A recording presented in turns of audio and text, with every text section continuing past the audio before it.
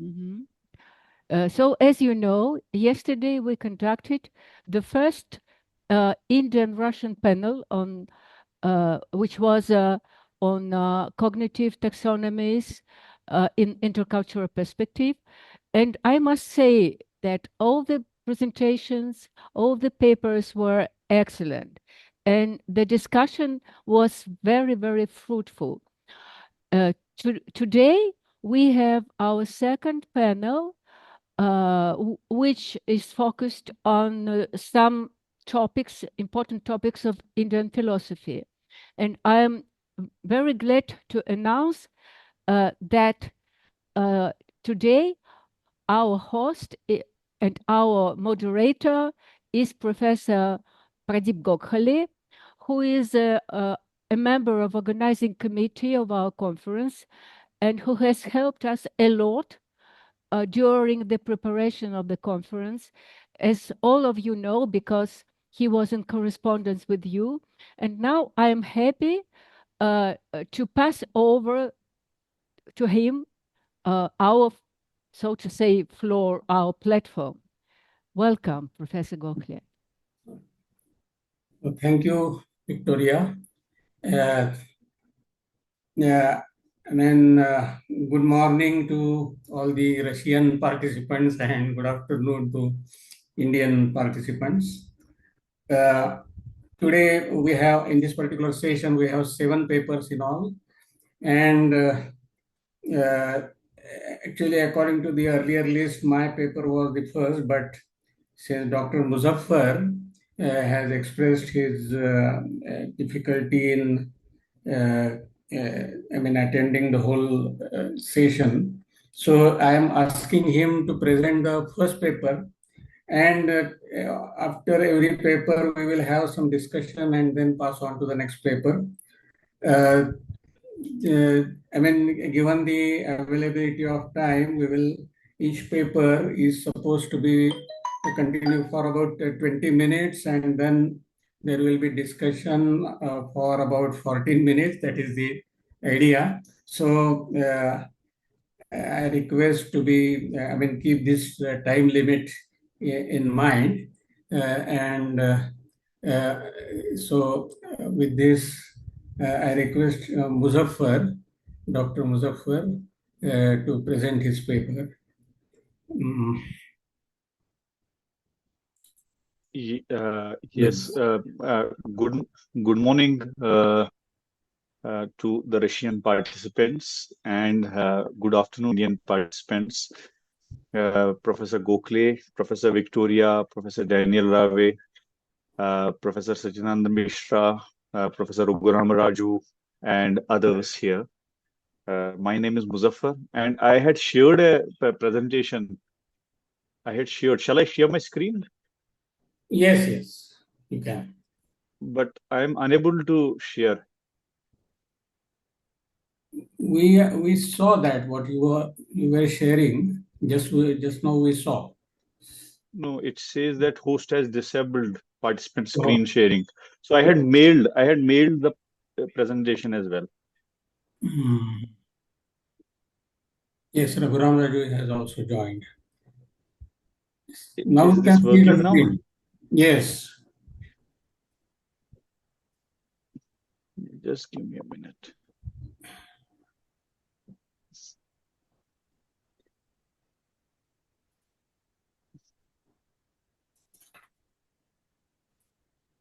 Yeah, so I think, is it visible?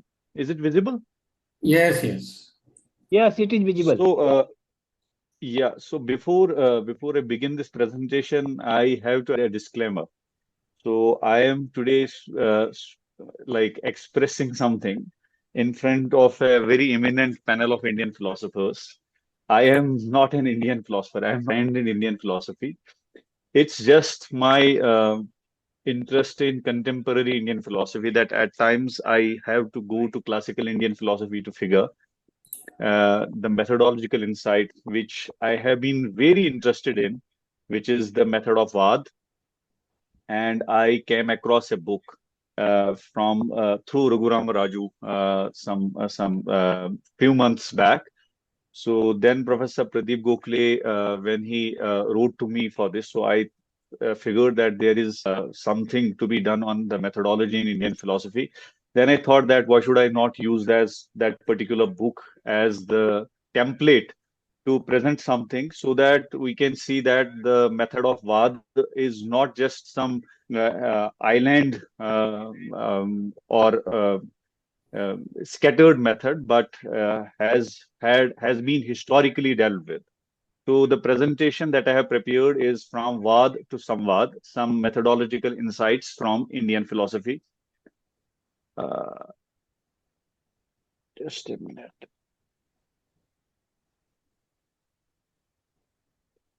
Is it now full screen? Not full screen, but it is not. It is readable. Okay. So the slide has changed. Yes, yes. This is second slide. Yeah. So to begin with the context, the dialogical structure that is Vad remains at the core of methodology that Indian philosophy has to offer in contrast to non-methodological philosophies. And this is not someone that I, as a very humble scholar or humble student of philosophy, is saying. This is something that Devi Prasad Chattopadhyay, that Raghuram Raju, that Professor Daniel Rave and others have been doing. So I'm not using their books here. So Professor Raghuram Raju is saying this in his book, Debates and Dialogues in Indian Philosophy. Devi Chattopadhyay is talking about it through the method of confrontation in his book, What is Living and What is Dead in Indian Philosophy. In a similar vein, B.K. Matilal is talking about it. Daya Krishna is talking about it. M.P.A. is talking about it. S.S. Barlinge is talking about it. These are all contemporary philosophers. And there is nothing that I'm saying. So it is just that the dialogical structure remains at the core of classical Indian philosophy. And it reflects its not just its methodological core, but also reflects its practice, both in the form of oral debates as well as the written argumentations. Okay. So if Vada becomes very methodologically and philosophically significant as far as the history and the mapping of Indian philosophy is concerned, it is also necessary that rather than just mapping classical Indian philosophy, we have to map the history of this method. We have to map the evolution of Vad and how far this Vad has evolved as far as its diversification is concerned. So that is what I am trying to do. And I am using this particular book, if you can see, it is Radha Vallabha Tripathi, whose book in 2023 titled Vad in Theory and Practice becomes the foundational template of this. And this is what he writes. I'm directly quoting him. He says that Vad resides in diversity. So Vad is not a monology. Vad is not monological. Vad is always dialogical. And there is no way that a Vad can happen from singular point of view. And it has a prerequisite of other. It has a prerequisite of diversity.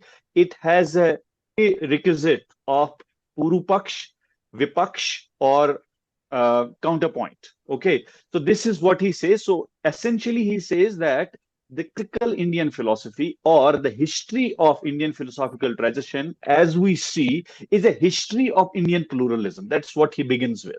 Okay, he says that its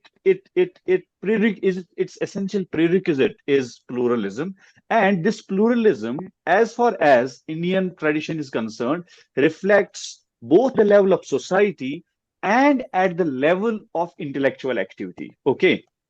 And then, since Vad is a Sanskrit term, he's writing this book in English. He also makes sure that he is able to figure out what can be the nearest English term to Vad. And then I again quote him, he says that its nearest approximation that I'm using is debate. Okay. But this debate, again, I'm not restricting it to any oral debate or oral public debate or an oral debate between, for example, Shankaracharya and Mandan Mishra, or debate between a philosopher from Buddhism and a philosopher of Vedanta, but I am essentially using this debate in the sense of both written word as well as the oral debate. So he's saying that, but this is the very restricted English term that I can use. Am I audible? Yeah, you are. Yes. Then he says that Yes, you are audible. it is necessary that if Vad or debate is at the center of Indian philosophy, we have to go for an archive, an archaeology of its evolution. And he says that as far as research into the method of Vad goes, he can classify it into 4 successive stages, so chronological stages. The first is the age of revelation, which is also called as Mantrakal. And he says that this is something which can be somehow roughly documented to begin around 3000 BCE up to 500 BCE, and this period, which is limited to mantra, which is limited to ritual, which is limited to clarification about religious sacrifices, clarification about religious rituals, which were revealed through seals to vision. So, although this age of revelation isn't philosophical, Vad and the discourse of debate and dialogue is existent in this particular age. Then he says that it transforms into the age of argument. That is what he calls Tarkakal. He says the Tarkakal begins around 500 BC and goes to 80,000. Okay, somehow 80,000. And he says this essentially is the most fertile period for the development of concepts, for the development of evolution of Vad, and is marked by very high, sophisticated, and abstract philosophical serious debate. So this is actually that part of the Indian tradition where the Indian philosophical schools and their diversification and debates take part. So this age of argument is essentially, as I'll be telling later, is that age where Vad as a method fructifies into philosophical activity. That is not the case in age of revelation, although that's a precursor, but it is the age of argument that houses the classical Indian philosophy as we know it as of now. Then he says that then it also evolves and it also develops into another age, which is age of diversification. This age of diversification begins around 1000 AD and goes up to the beginning of modernity around till he roughly says it's still the British onslaught. Okay, or the middle of the Mughal period. And he says that in this age of diversification, we see sectarian debates and we see that there is some diversity coming into the debates that have already existed in the age of argument. So he says, for example, he gives example of Al-Biruni. He says that Al-Biruni became an interlocutor, but I'll go into that later. But he says that now this Vad is not limited to debate happening between Indian sects, Indian philosophers, but there is somehow an outsider coming in, diversifying the scope of Vad, outside of maybe from the perspective of his own or her own vantage point, or from the perspective of another outside vantage point, so that Vad is diversified. Then he says that he doesn't call it an age.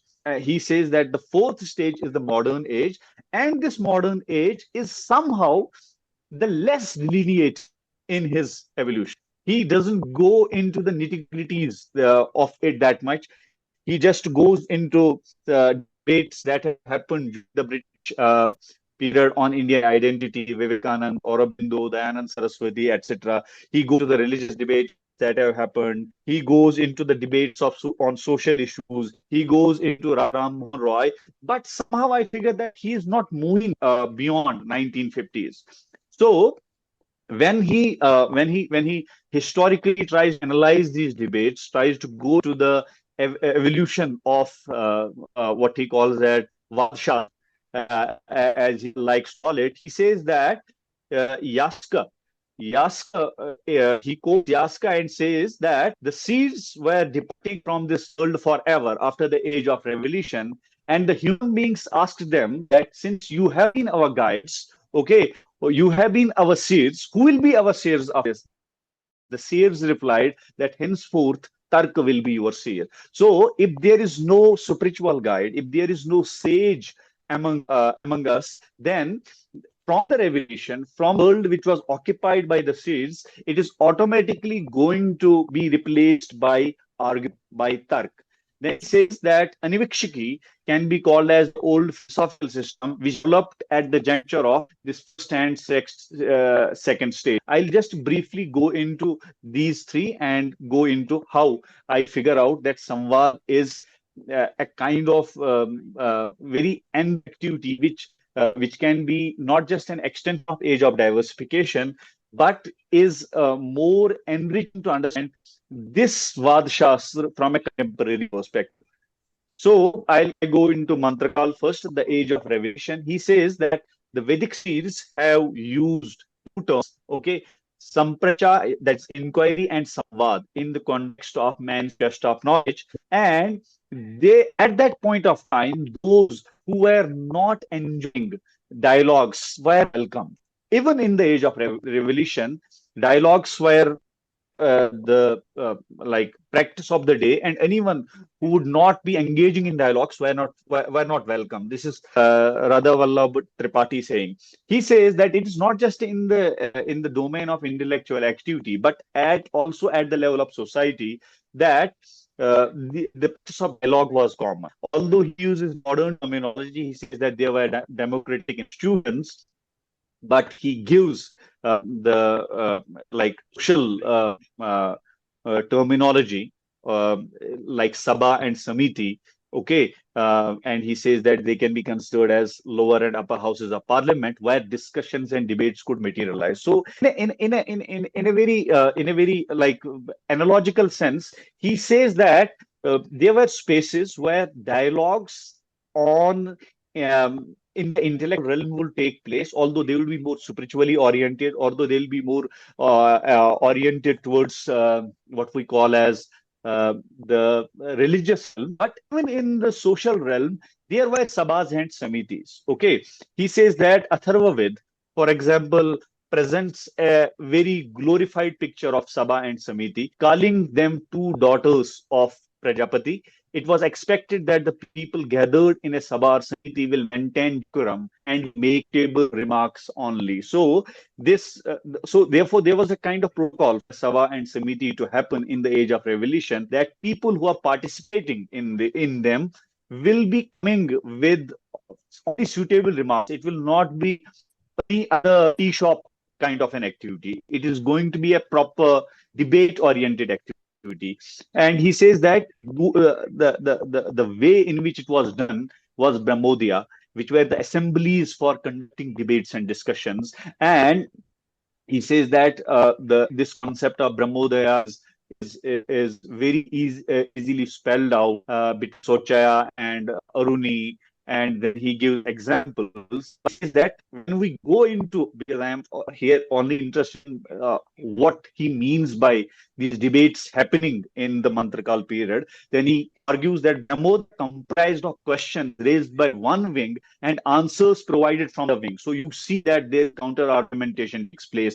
This method is followed in the great debate or Brahmodaya between Yaganvalika and other scholars in the court of Janaka as described in the Upanishads. And I'm just showing it to you. I'll not read it because I don't have time.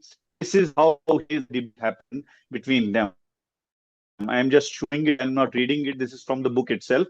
He says that how there is a question, how there is a reply, how there is a question, how there is a reply. And this is the pattern of the Brahmodaya happening as a form of Vad in Mantraka. Now I move to Tarkal. That is the age of arguments. Okay. He says that the age of argument is the proper kind of, I should not use this word, reification reification is not the proper word. It is somehow when it stabilizes, when Vad stabilizes as a method and it emerges, it stabilizes in such a way that we see six systems, six schools, six Astic schools and other Gnostic schools emerging in Tarkakal. Okay. And he says that every philosopher or every sutra of a particular school is then turned into a point or pivot of dialogue, and it gives rise to the to further engagements within that school, within that sampradaya, within that particular philosophical position, within that particular perspective. He gives example of Mahavir, he gives example of Arthashastra, he gives examples of the debates that happened in philosophy of language, and he says that Buddha also developed a unique method of Vad, of resolving contradictions, and it seems he was often criticized for accepting opposite standpoints. Okay, and he was of the view that there are two kinds of doctrines, Buddha. One is ekamsikas and another is anikamsikas. Okay, ekamsikas is a one-sided doctrine that today I thought that I've dreamt something, I have realized something, and I say that it's a doctrine. But then there are anekamsikas which are many-sided. Okay, and to figure out this anikamsikas, Buddha presented his own analytical method, which even though he is calling it analytical, is a form of Vad.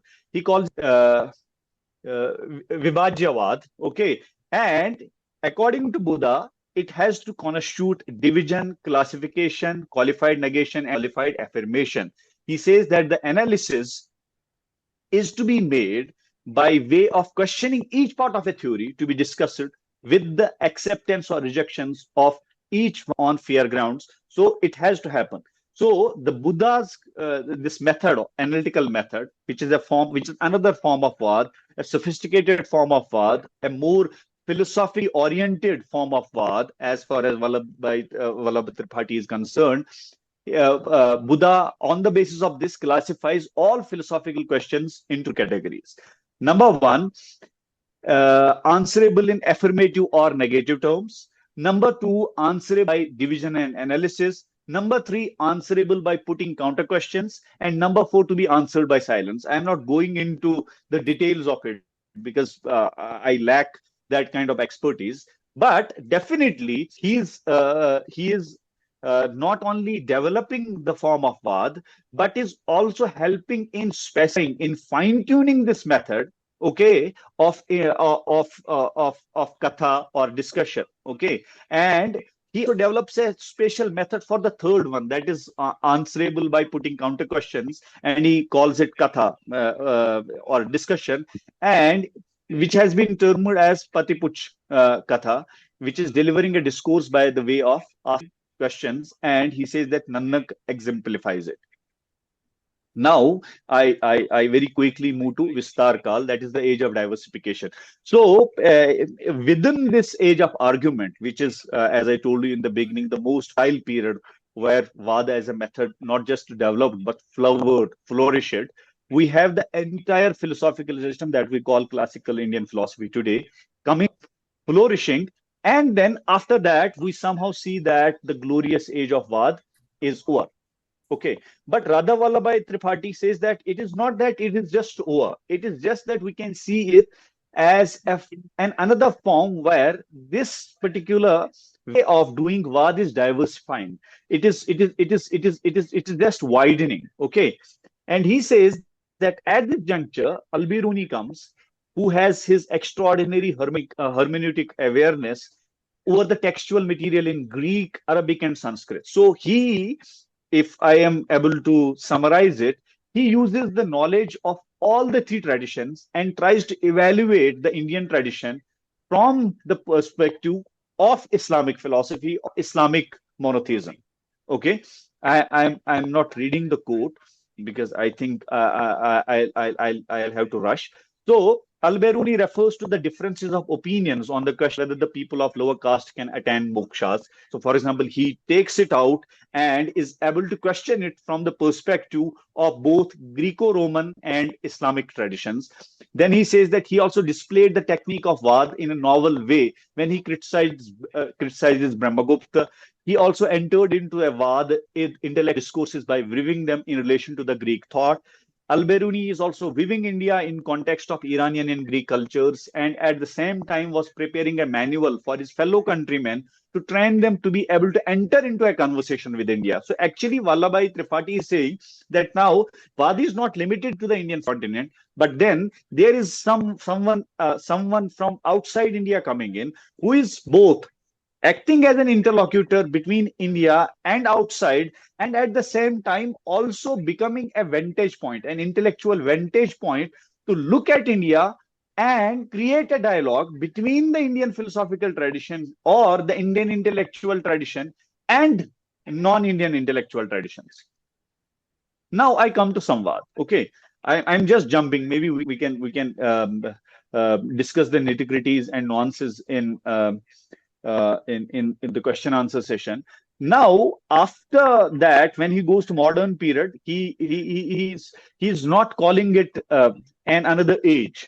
Okay, so therefore, I didn't say that he's calling it. I didn't consider in my abstract that he's talking about four ages. So he leaves the modern age a bit a bit open. Okay. So I thought that why should one not consider this age of diversification to be taken forward by post-colonial Indian philosophers or by 20th century Indian philosophers, and most essentially Samvad, which is a project or experiment commonly associated with philosophers and intellectuals led by Daya Krishna. And as Daya Krishna says, that it envisions the possibility of dialogue between traditional Sanskrit, Arabic, and Persian scholars and Western philosophers. Now, after the British onslaught ends, so this everything falls in place, and it is left for the contemporary Indian philosopher and the contemporary Indian intellectual to figure the contours of Vad. Okay, the contours of Vad neither be figured from the classical perspective, the first three ages.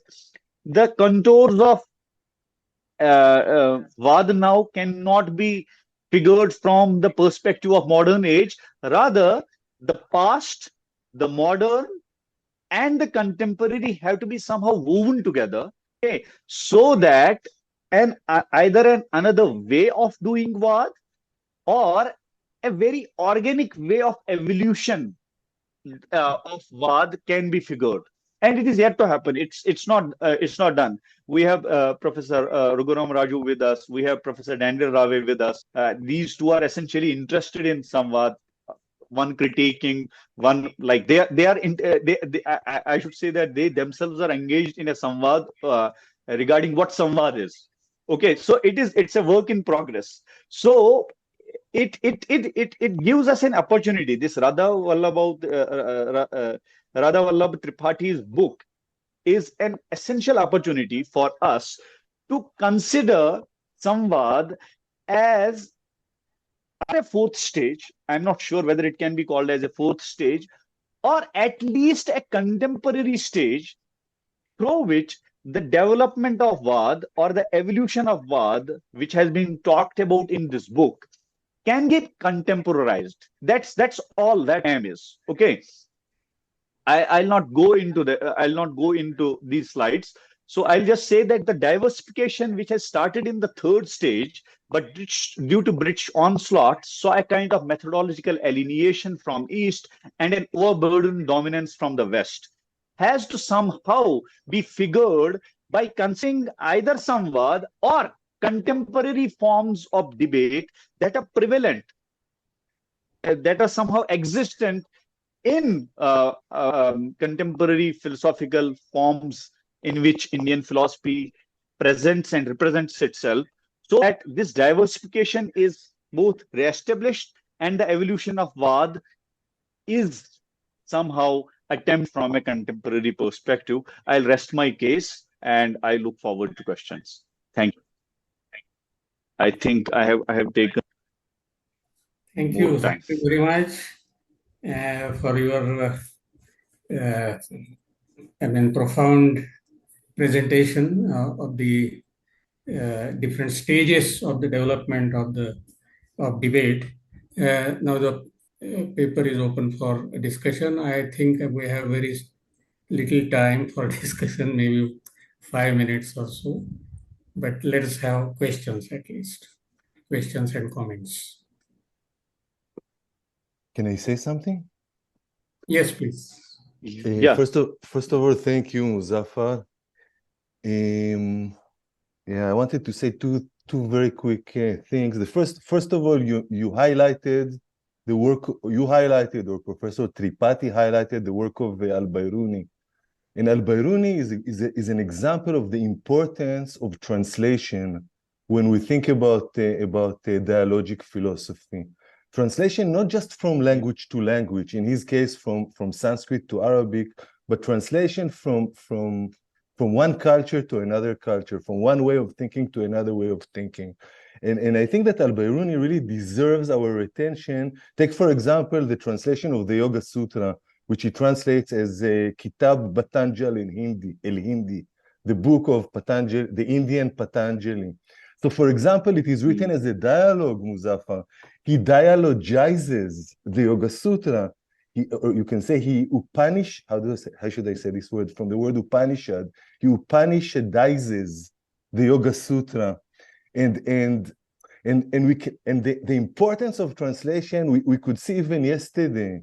I mean, many people spoke about translation. How do we even start to communicate across traditions?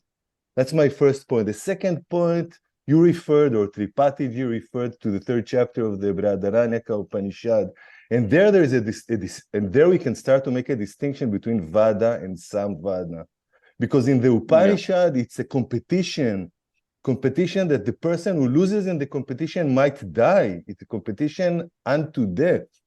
And Samvad is something else. Samvad, the prefix sam, speaks about cooperation. And interestingly, each of the participants in the Vad, in chapter 3 of the Upanishad, reaches a state of silence. And then you also touched on silence. Why silence? Is it a matter of enlightenment?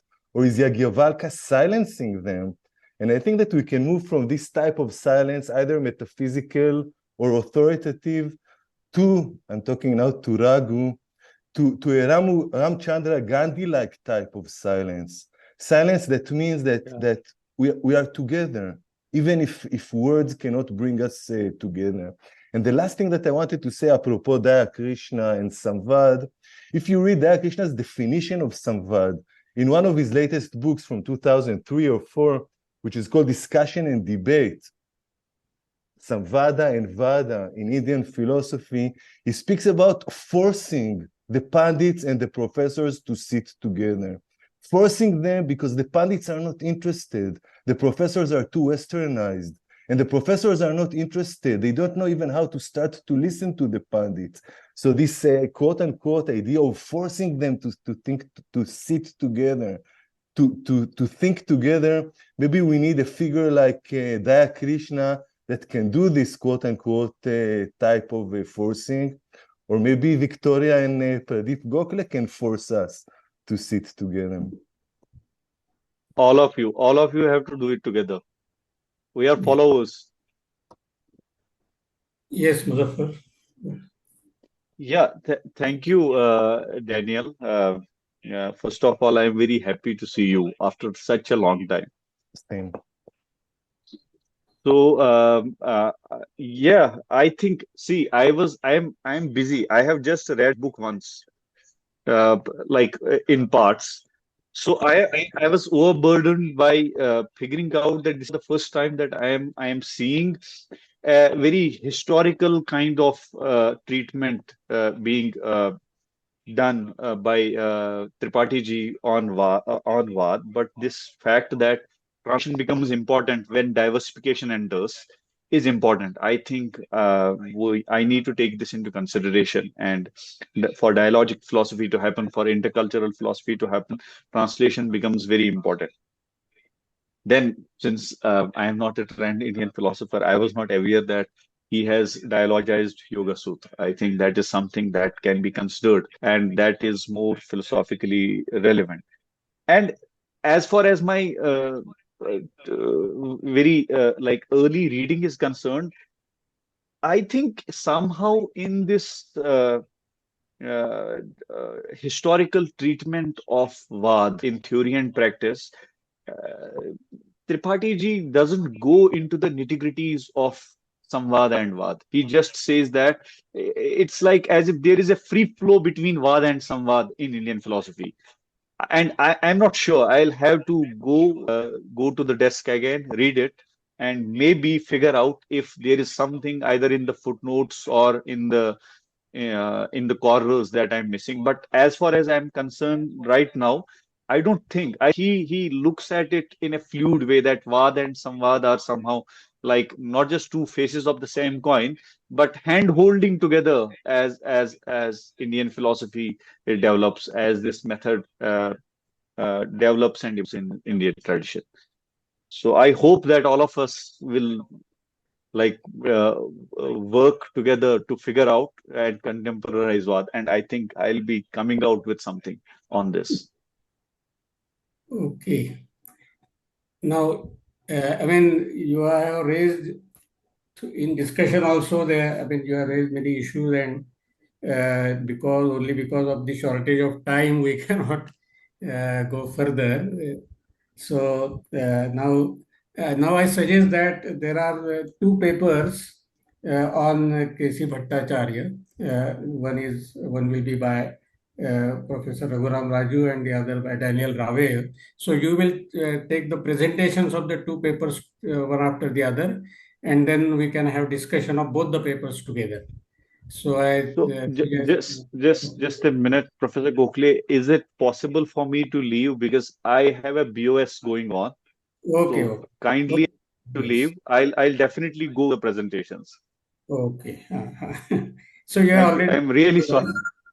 No problem. I have a DYOD BOS going on, and I am a member of that.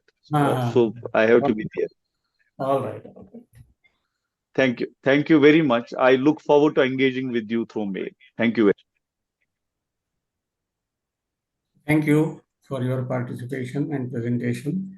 So I request Professor Raghuram Raju to make his presentation. Yeah, Pradeep, how much time for presentation? 20 minutes. We are for presentation. 20 minutes presentation and a few minutes of discussion. Yes. 20 minutes for presentation. Okay, I'll stop at 1:30. Yeah. Thank you, Pradeep, for this kind invitation, and also thank Professor Victoria and other panelists and ladies and gentlemen. I wanted to discuss one of the prominent faces of modern India. There are several prominent faces of modern India, but the one who comes out with the philosophical face is Krishna Chandra Bhattacharya. There are others who are not trained in philosophy, but they wrote like Swami Vivekananda, Sri Aurobindo, Gandhi, Tilak, and several other people. And there are also classical Indian philosophers who also wrote.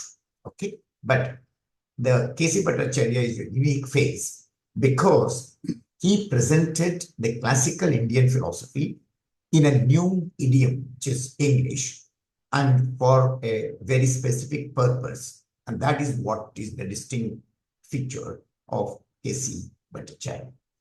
So one way of dealing with it is to identify and decipher three moments in his writings. The first moment is the moment of inheriting the classical Indian philosophy with a responsibility to use it for a political purpose of nationalism. The second one is expressing emotions. And the third one is cognitive competence. So I will just take 5 minutes each to explain what I mean by these three moments which are important in his writings. The first moment, the way in which I approach the first moment is is to highlight the variance between the editor of his collection of essays, Studies in Philosophy, who is his own son, Gopinath Bhattacharya, and the author, Kalidas, Krishnachandra Bhattacharya. But before that, let me at the outset admit that Gopinath Bhattacharya, who is the editor of this single volume to begin with, has contributed immensely in identifying the texts written by K.C. Bhattacharya and making them available to us. So it's a very, very important contribution by Gopinath Bhattacharya. Having said this, let me now point out that I approach these two volumes like a monument. And I have some differences with the way in which the monument is presented by the editor. And this is what is the problem. The problem is the K.C. Bhattacharya, Gopinath Bhattacharya says that K.C. Bhattacharya's rendering of classical Indian philosophy is not mere exposition, perhaps like Sarvepalli Radhakrishna or Das Gupta or Datta Chatterjee and others who wrote on history of Indian philosophies, but it is a constructive interpretation. It is not exposition, but constructive interpretation.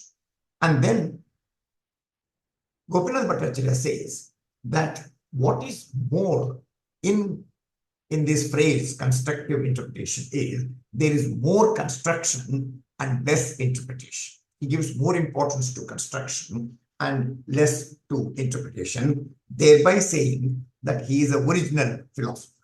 But then, if you read the text by the author who is included in the volumes that are edited, you get, for instance, exactly the opposite. And what is it? I just quote this thing. For this is the quotation from K.C. Bhattacharya.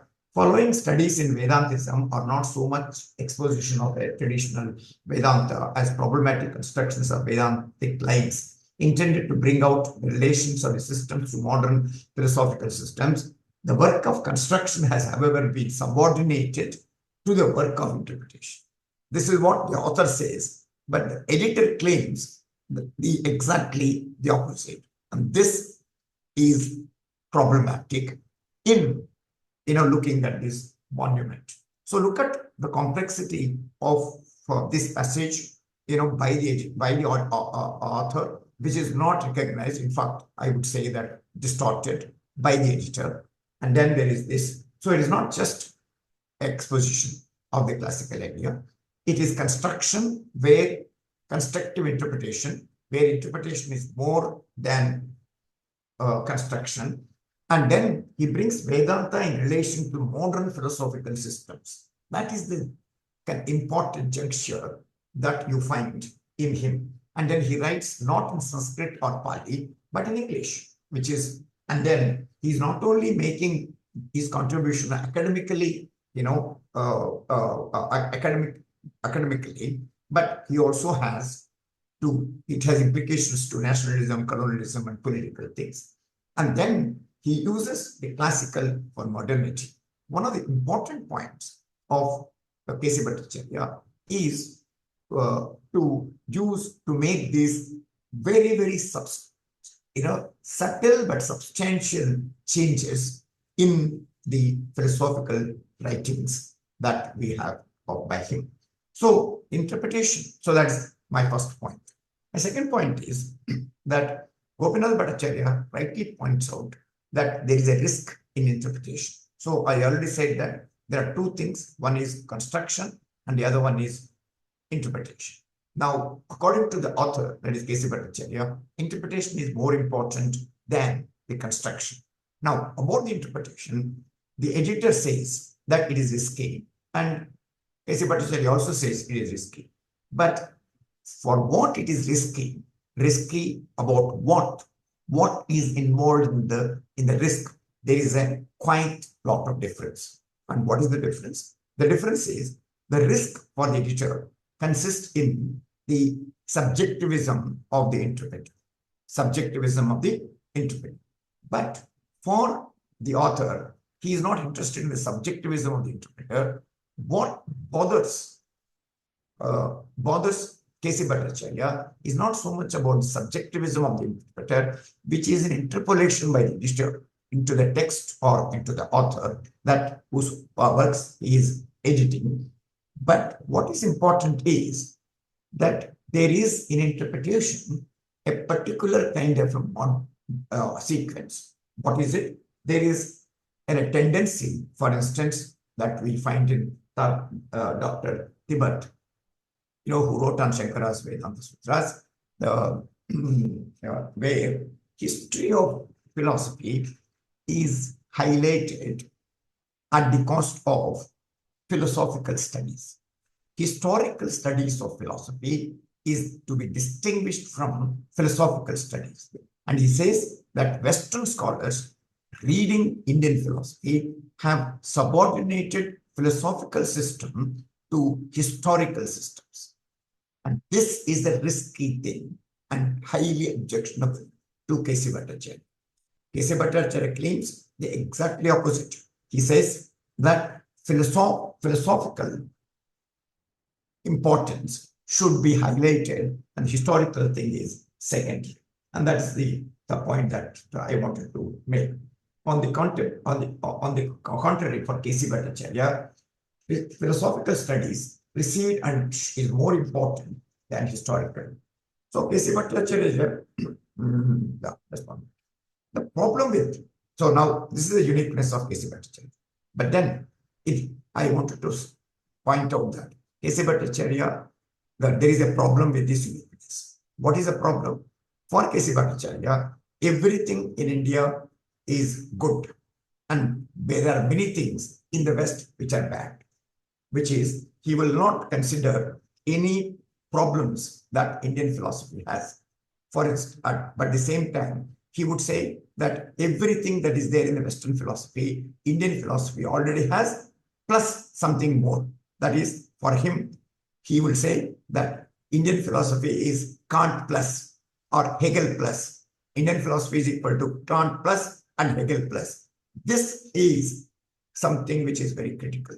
The other point that is critical is that for Indian people like Swami Vivekananda, Sri Aurobindo and others who also say that Indian philosophy is Kant plus Hegel plus, they however acknowledge that there is something which is inherently wrong with Indian philosophy and that must be eradicated. For instance, the Mayavada of Shankara is not accepted by either Vivekananda or Sri Aurobindo. So that is my first point about accepting the past, inheriting the past with responsibility. My second point is, in Swarajin ideas, there is this, Swarajin ideas. This is one of the papers. There are a lot of bibliographical data which I covered in my essay, which is published in a volume edited by Daniel and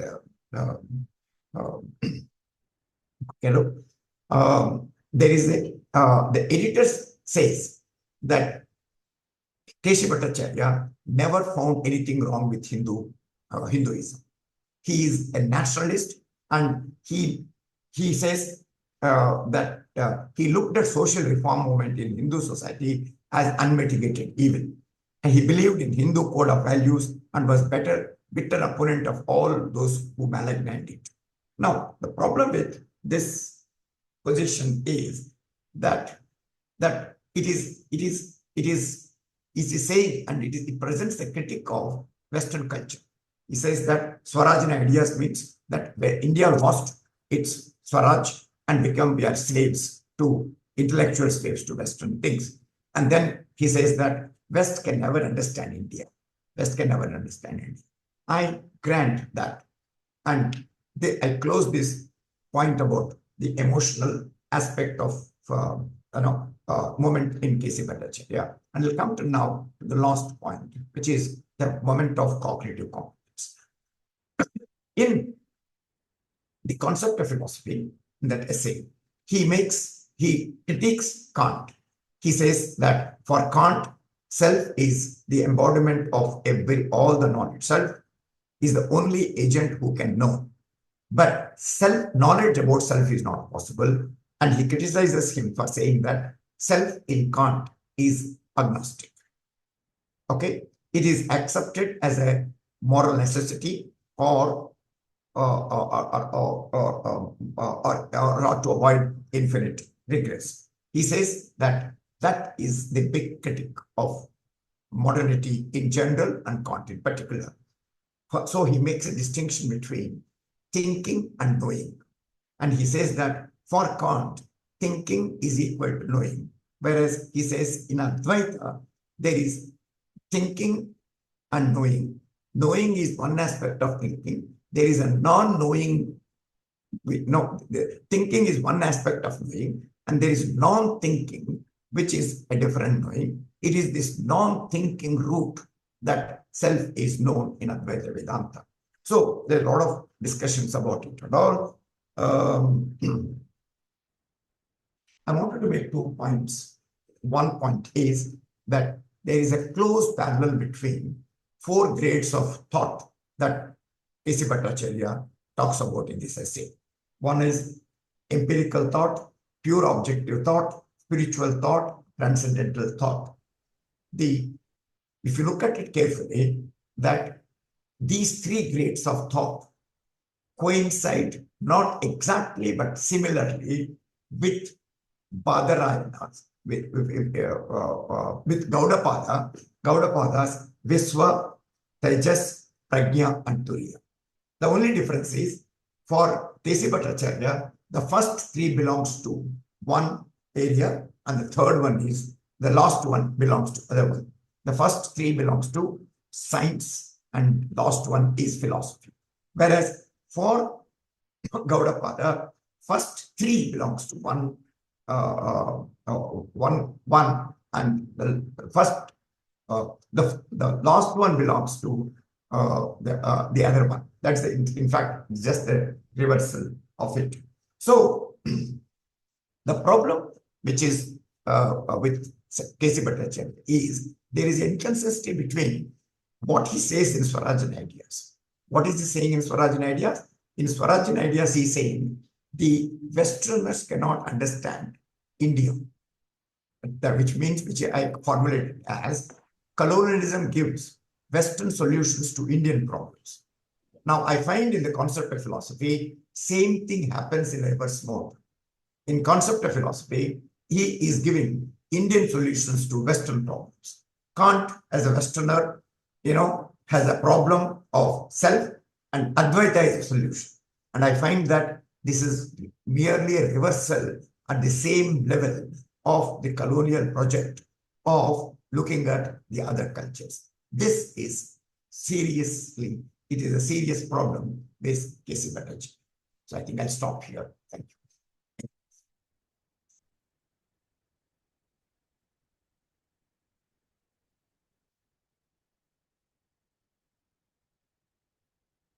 Ну, хорошо.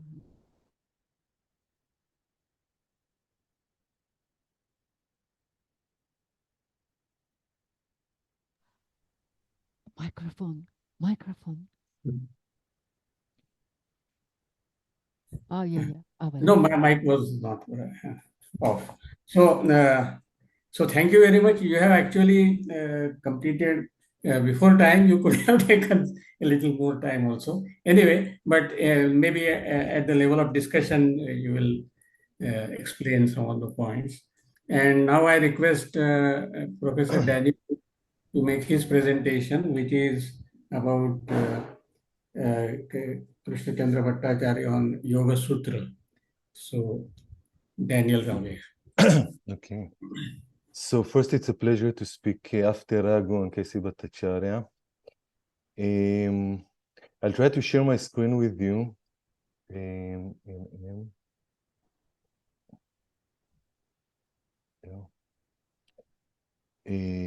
Can you see my document? Can you see my? Yeah. Okay. Okay. In the following paragraphs, I will try to say a few words on K.C. Bhattacharya's studies in yoga philosophy. A long essay based on a series of lectures delivered by him in 1937 at the Indian Institute of Philosophy at Amal Mir. It followed another series of lectures at the same place in the same year, later compressed into KCB's essay Studies in Sankhya Philosophy. Both essays hardly received scholarly attention. They were published only posthumously in the 1950s in KCB's collected works, edited, as Raghu said, by his son Gopinath Bhattacharya. KCB is usually identified with his writings on Vedanta and his independent works, primarily The Subject as Freedom from 1930, even dedicated KCBists like Kalidas Bhattacharya, KCB's son and philosophical heir, and George Birch hardly touch on studies in yoga philosophy in the work on KCB, not to mention a thorough discussion of this essay. KCB's Freedom Project is a philosopher of freedom, from the metaphysical to the political. On the political, see his acclaimed 1929 lecture turned essay Swarajian Ideas. So KCB's Freedom Project follows the Gita Kantian triadic path. He is interested in and writes of freedom at the realms of knowing, willing, and feeling. Through Advaita Vedanta and Sankhya, KCB thinks of freedom at the realm of knowledge. Through Rasa aesthetics, he discusses freedom at the emotion realm. And through Patanjali Yoga and Kant, an intriguing combination, he thinks of freedom in the realm of action, willing. Willing is projected here as the inner layer of action. In studies in yoga philosophy, K.C. Bhattacharya develops the notion of willing, which he sees as the heart of the difference between Sankhya and yoga and the soul of Patanjali Yoga. Interestingly, KCB's concept of willing has no precise Sanskrit equivalent in the Yoga Sutra. Studies in yoga philosophy is worth studying first, since it sheds light on a central notion in KCB's philosophy, and in this respect is crucial for the understanding of his work as a whole. And second, since it is a new commentary on an old text, Patanjali's Yoga Sutra, a commentary which draws on classical commentators from Vyasa to Vijnana Bhikshu, and which highlights the philosophical layer of this classical treatise of meditation. KCB focuses on the philosophical junctions of the Yoga Sutra and works with them philosophically. Like a Rajasthani miniature painting, I sketched the background with a thick philosophical brush, actually together with Raghu now. And now, with the squirrel single hair brush, let us get down to the details. And this is why I'm sharing the document with you, because I want to read with you several paragraphs of K.C. Bhattacharya and try to explain and to understand them.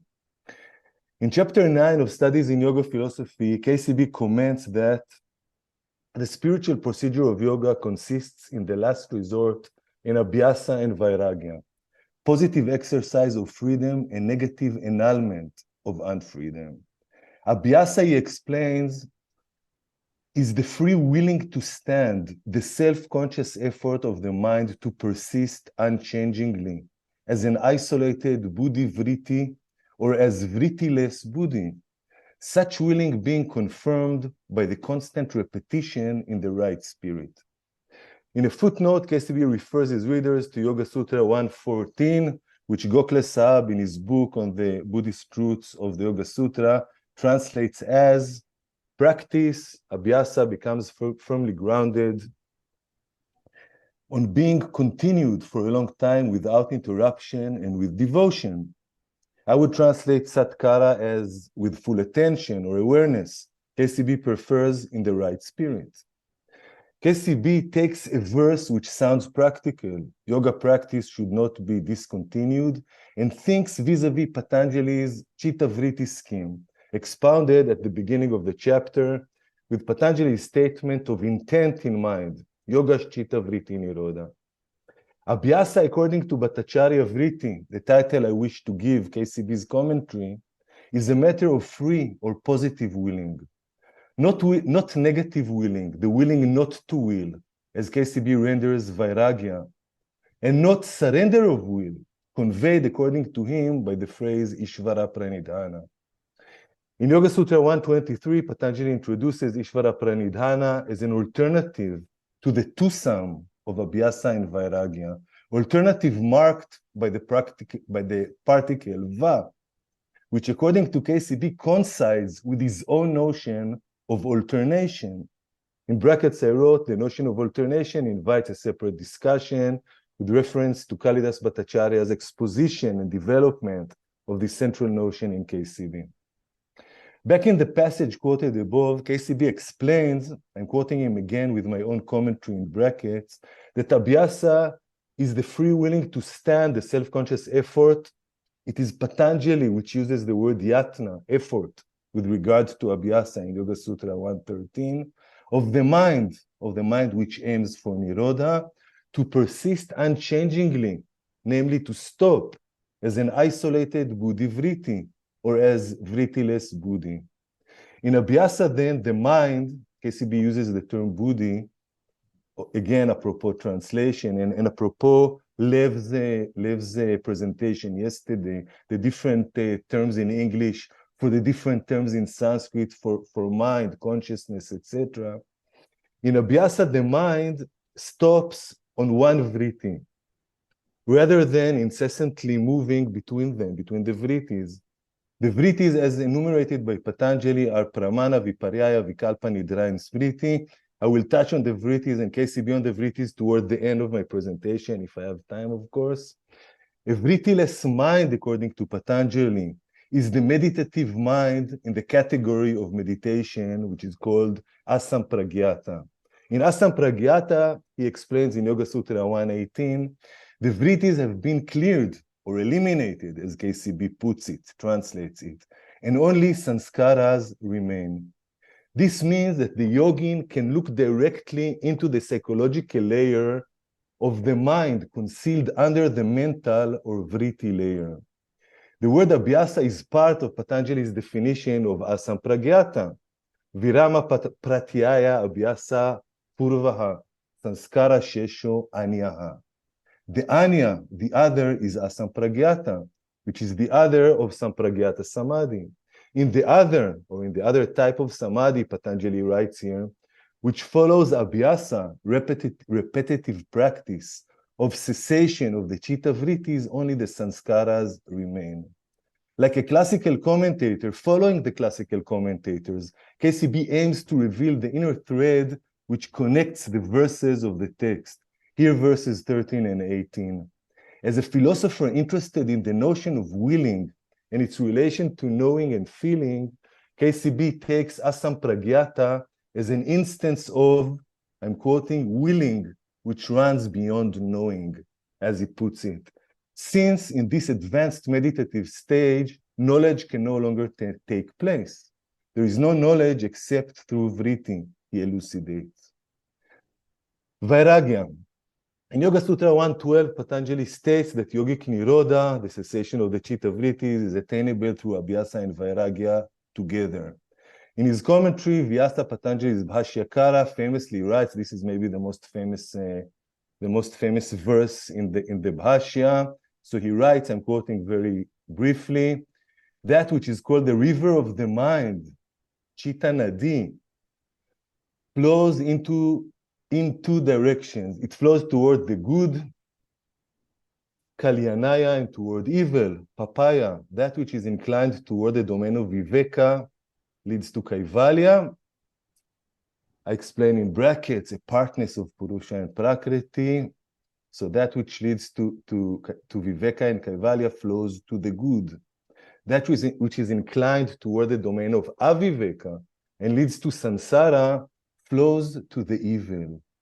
Of these, the flow toward objects is overcome by dispassion, vairagya, and repetitive practice, abhyasa, of holding onto discerning view, viveka darshana, unlocks the flow of this very viveka. Hence, chitta vritti nirodha depends on both, on abhyasa and vairagya. According to Vyasa, vairagya overcomes the flow toward objects, and abhyasa is a matter of holding firmly onto a viveka gaze, distinguishing between the altogether different Purusha and Prakriti. This is a tricky point. It is not difficult to distinguish between the seer Purusha and the seen, the world, but it is very difficult. Patanjali himself implies in Yoga Sutra 2.6, where he discusses the notion of asmita, which KCB renders as the consciousness of I am. So it is very difficult to distinguish, and this is the task of the yogin, to distinguish between what Patanjali refers to as the power of the seer, Drik Shakti, and the power of seeing, Darshana Shakti, between Purusha and the Buddhi. The Buddhi, all of you know, is also part of Prakriti. But I'm speaking of Vairagya, from Vyasa to KCB. For Vyasa, everything worldly is evil, and the inner road which leads to Viveka and Kaivalya is good. KCB, the comparative philosopher, takes us, apropos good and evil, all the way to Nietzsche.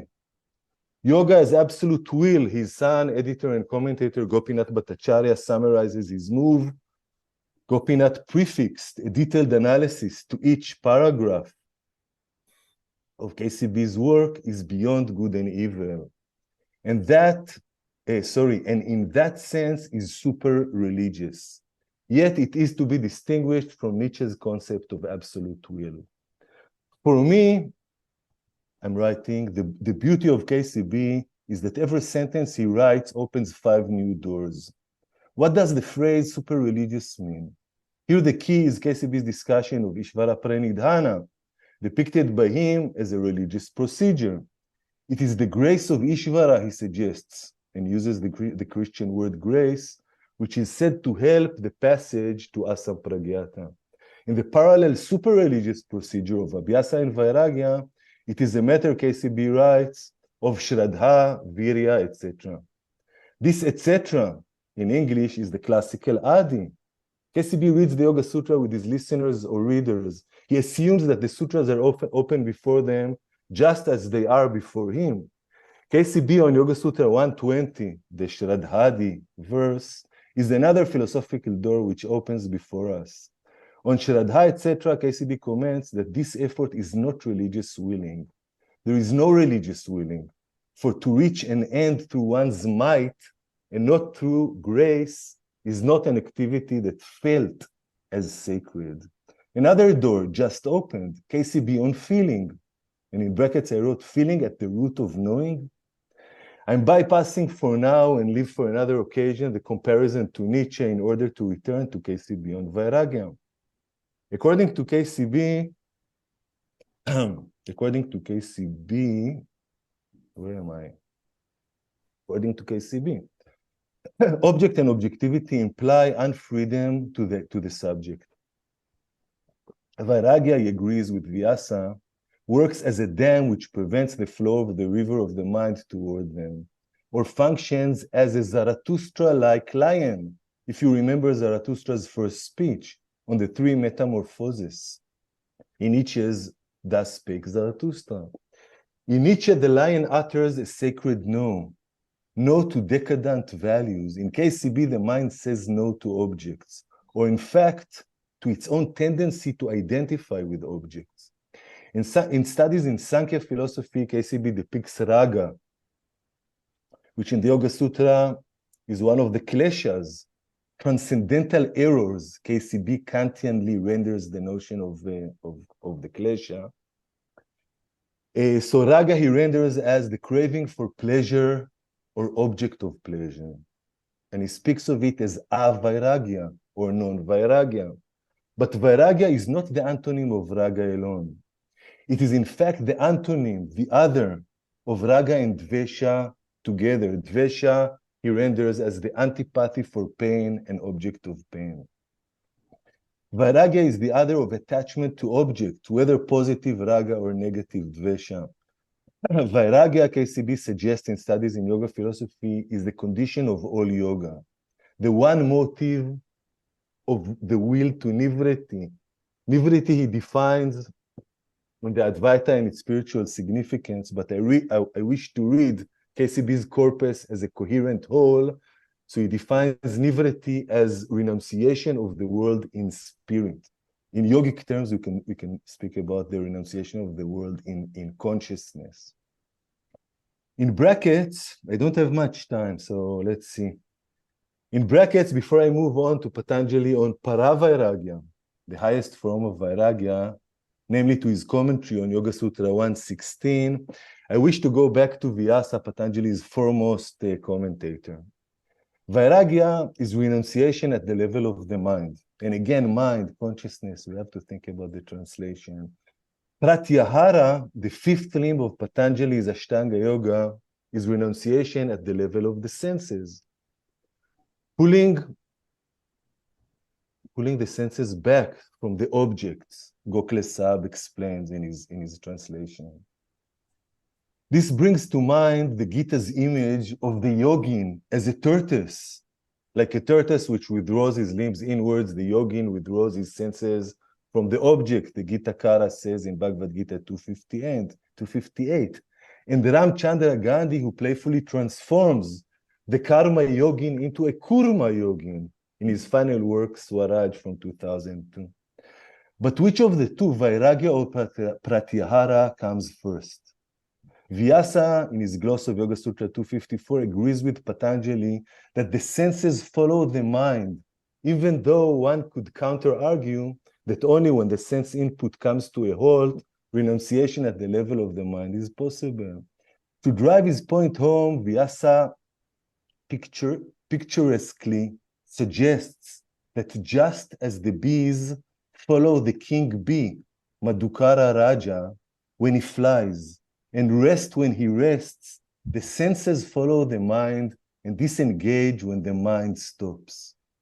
I saw that most of the English translators of Vyasa translate Madhukara Raja as queen bee, as to save, quote unquote, to save the old commentator from committing a quote unquote mistake. To my mind, this so-called mistake is in fact a delightful reminder that Vyasa, the authoritative commentator of the Yoga Sutra, lived and wrote around the 4th or 5th century CE and could not imagine that the bees have a queen who rarely flies. The king bee anecdote opened two more doors. One, which I cannot enter here, has to do with the challenge of translation of classical texts. The other, which I can only mention in brief, is KCB on Pratyahara. So how much time do I have? 3-4 minutes or more than this?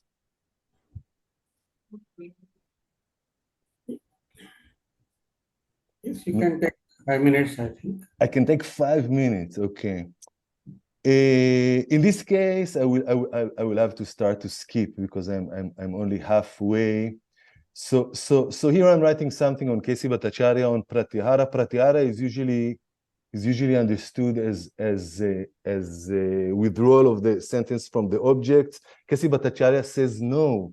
He says that withdrawal of the senses from the object would come under the notion of yama. And he thinks about Pratyahara as the absorption of the senses in the buddhi. But I don't have time to develop this, and I'm skipping and skipping and skipping. Yeah, here I'm writing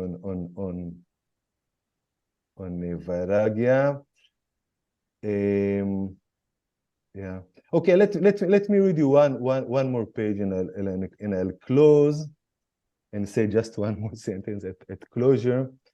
So again, I'm returning after the discussion of Pratyahara to the concept of Vairagya, which is so central in Patanjali, and therefore K.C. Bhattacharya writes on it at length. The spiritual procedure of yoga, I read to you this sentence before. KCB summarizes his discussion of Abhyasa and Vairagya, consists in the last resort in Abhyasa and Vairagya, positive exercise of freedom, and negative annulment of unfreedom. Until here I read to you. Now I continue. 2 grades of Vairagya, Para and Apara, have been mentioned by Patanjali, of which the latter, the lower grade, is desirelessness, understood as the active conquest, Vashikara, of desire. And the former, the higher grade of Vairagya, is the free withdrawal of the self from the mind itself.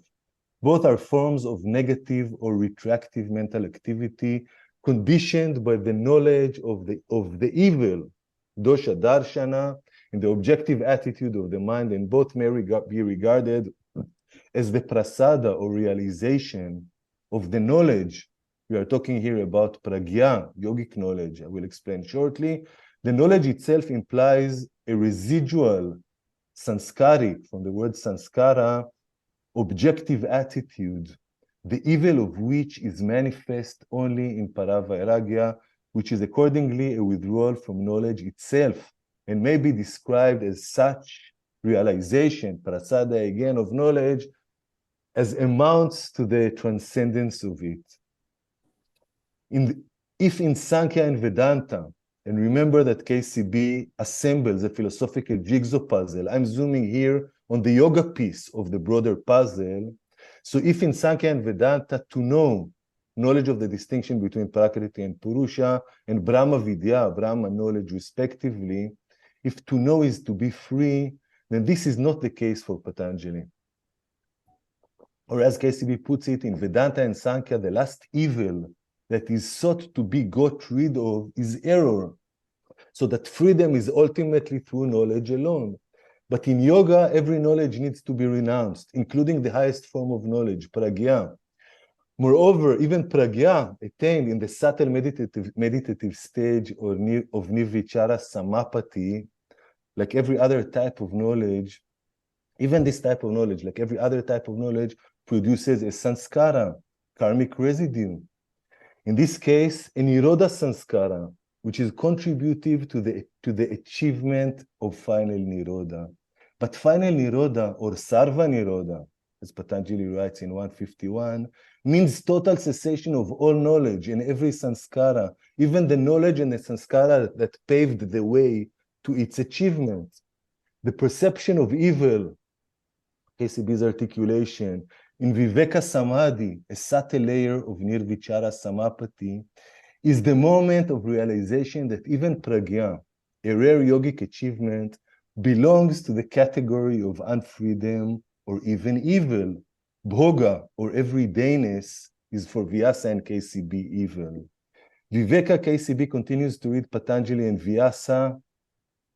Is knowledge aware of its own limitation as knowledge? The free annulment of the unfreedom that Viveka itself as Vritti is perceived in Viveka to imply is, according to KCB, Paravairagya, which is no longer the conquest of desire. For Viveka already means a cessation of desire. If in Vedanta and Sankhya the last evil that is sought to be got rid of is error, then in yoga the last evil that is sought to be got rid of, KCB's articulation, is the knowledge which corrects this error. Or as KCB puts it in Pain as Evil, chapter 1 of Studies in Sankhya Philosophy, in others, namely Yoga and Nyaya, the self is unfree even in knowledge. The self is unfree even in knowledge, has still the conative tendency to be passive to itself, and can be free only through a specific freeing activity, unconscious or conscious. In Yoga and Nyaya, comparative philosophy is not just with Nietzsche, Kant, and Leibniz. All three are referred to in studies in yoga philosophy, but also across Indian schools of thought. The self, KCB argues, is unfree even in knowledge. And we saw above, I tried to show the how and why of this unfreedom in yoga. And it has still the conative tendency to be passive to itself and can be free only through specific freeing activity, conscious and unconscious. I'm reading again. The conative tendency is the willing, which according to KCB is the essence of yoga. But what does it mean for the self, according to Patanjali Yoga, to have the conative tendency to be passive to itself? I wish I was there at the Indian Institute of Philosophy, Amalner, in 1937, to ask KCB this question. I think I will close here to ask KCB this question. I just want to jump for a second. You realize that what I was trying to do is to make you interested in K.C. Bhattacharya on Patanjali Yoga. This was the purpose of my paper. And it's very technical. K.C. Bhattacharya is so deeply rooted in the text and mostly in the commentators of the text. And we have to read not only Vyasa, we have to read the Vijnana Bhikshu. And Vijnana Bhikshu, as you know, is the Bengali 16th or 17th century interpreter that K.C. Bhattacharya is most identified with. But I want to reach toward the end of this paper, I'm reaching the Chitta Vrittis.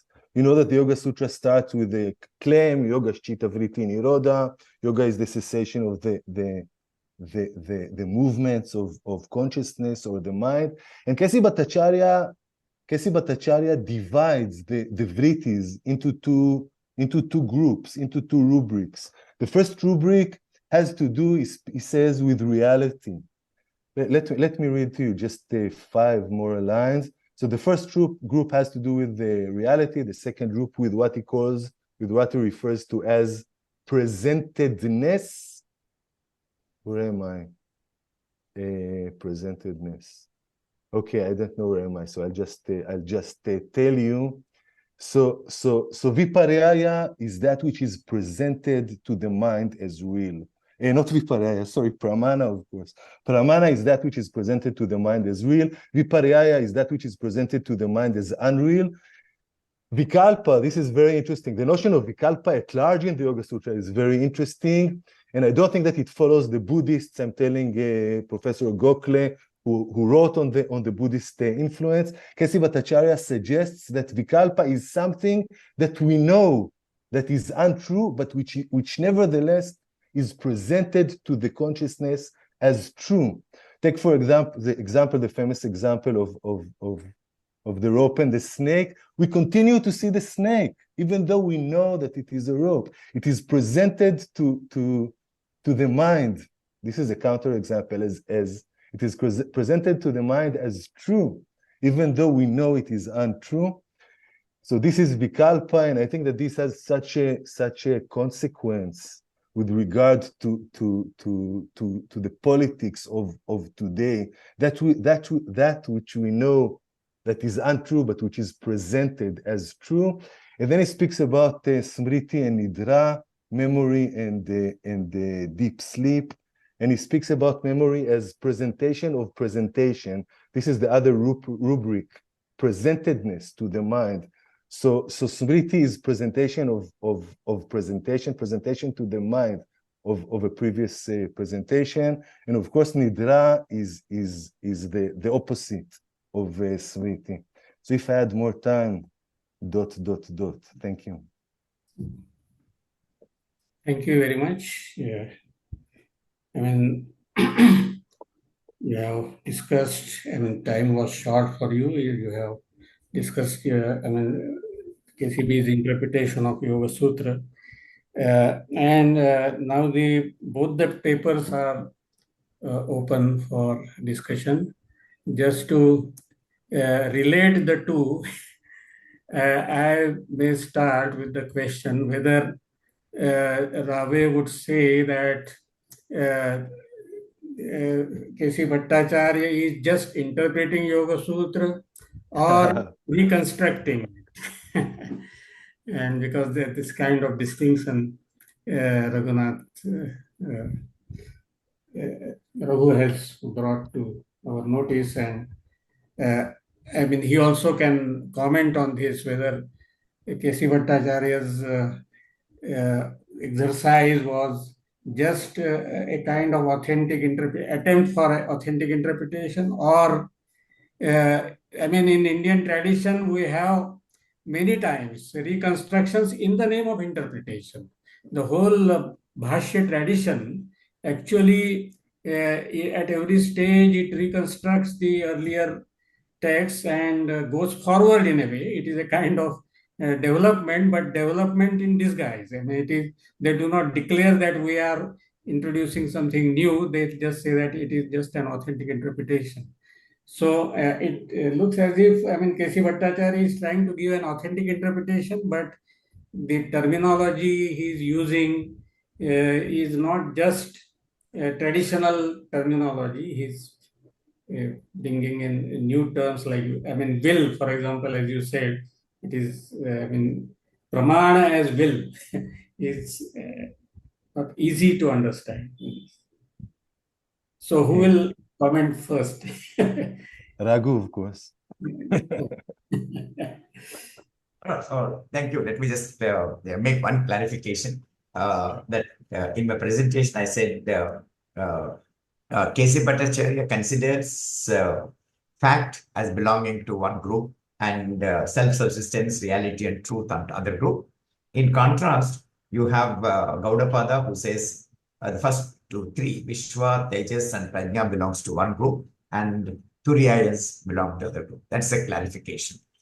See, I think the point about the interpretation is a bit complex because K.C. Bhattacharya is leaving this constructive interpretation in the phrase constructive interpretation. He doesn't want to get himself identified with the construction because that will only give him a status of a unique philosopher or a different philosopher. I think he's taking a rescue under the term interpretation because I think interpretation for him is not interpreting within a particular known community. It is not the interpretation of Ramanujacharya, in relation to Shankaracharya. No, it is not an internal interpretation. That is the reason why his interpretation is actually the more important aspect of his interpretation is the change of idiom, not merely change of meaning.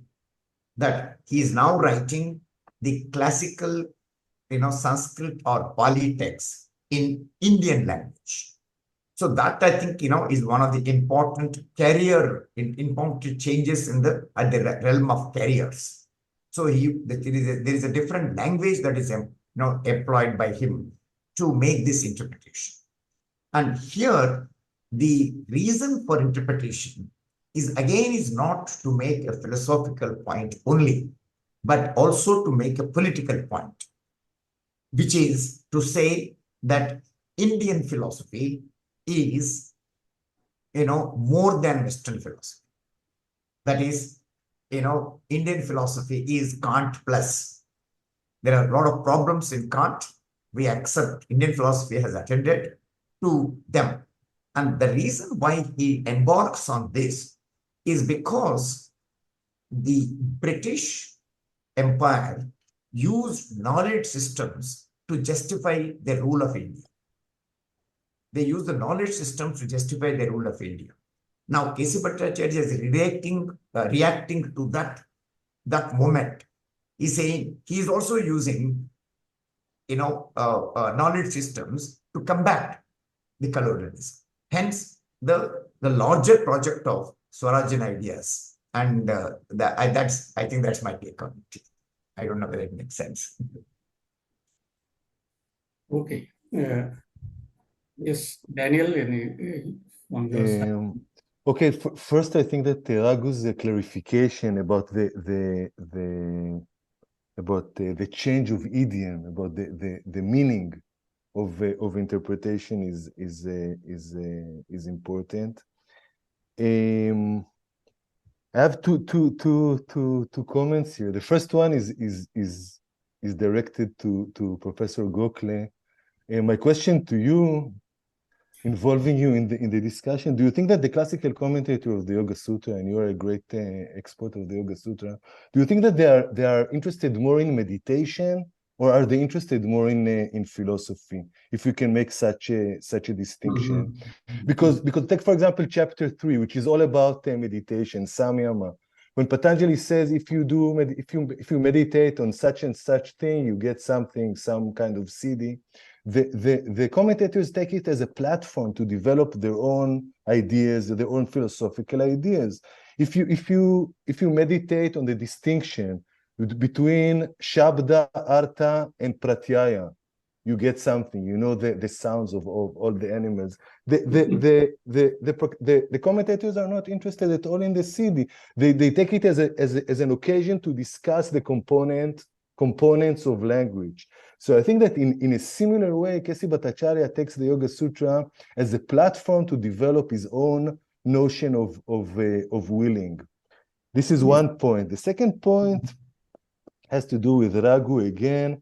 I think that it's interesting, apropos the change of the idiom, to see how K.C. Bhattacharya connects the metaphysical a classical text like the Yoga Sutra, classical texts that belong to the Vedanta tradition as another example, to the political. And this is Raghu's work. The political is the colonial situation. K.C. Bhattacharya wrote this during the colonial period. And if you take a chapter, one of the most interesting chapters in K.C. Bhattacharya, to my mind, from studies in Sankhya philosophy, which no one reads. Hardly anyone reads K.C. Bhattacharya, but even those who read K.C. Bhattacharya don't read studies in Sankhya philosophy or studies in yoga philosophy, which were not published in his lifetime. So if you take chapter 1, which is titled Pain as Evil, which is basically a commentary again on the Sankhya Karika, on verse 1 of the Sankhya Karika, on the 3 types of suffering. So if you take chapter 1 of studies in Sankhya Karika and you read it together with Swarajian ideas, I think that would be a very fruitful exercise to understand K.C. Bhattacharya. And our friend Raghuram Raju rightly wrote in several places that Gopinath Bhattacharya, KCB's son, did not include Swarajian ideas in the collected works of K.C. Bhattacharya, as if to separate philosophy and politics. And I think that the beauty of the change of idiom, to quote Raghu again, is that you cannot make this distinction. To philosophize, this is basically the crux of what Raghu presented here. To philosophize is to take a risk. To philosophize is a political action. This Professor Gokhale would also agree, writing on Ambedkar, etc. To philosophize is a political action, not in the sense of supporting the Congress or the BJP, or in Israel. I won't even tell you the names of the parties in Israel, but philosophizing as a political action.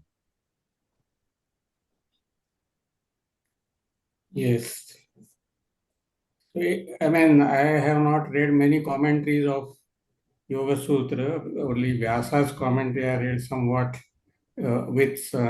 carefully, but as you have pointed out, Vyasa is not very much interested in the meditative element, the details of meditation, but he is mainly trying to point out that how it is consistent with Sankhya philosophy and not other philosophies. Even how it tries to refute Buddhism. So these philosophical aspects, Vyasa seems to be interested in. But thank you very much. You have pointed out. Both of you have pointed out this political angle of philosophizing. Now, if I just request other participants, if you want to make any comments or queries about these 2 papers, or yes.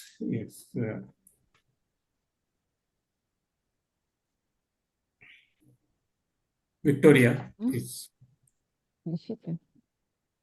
Just a moment.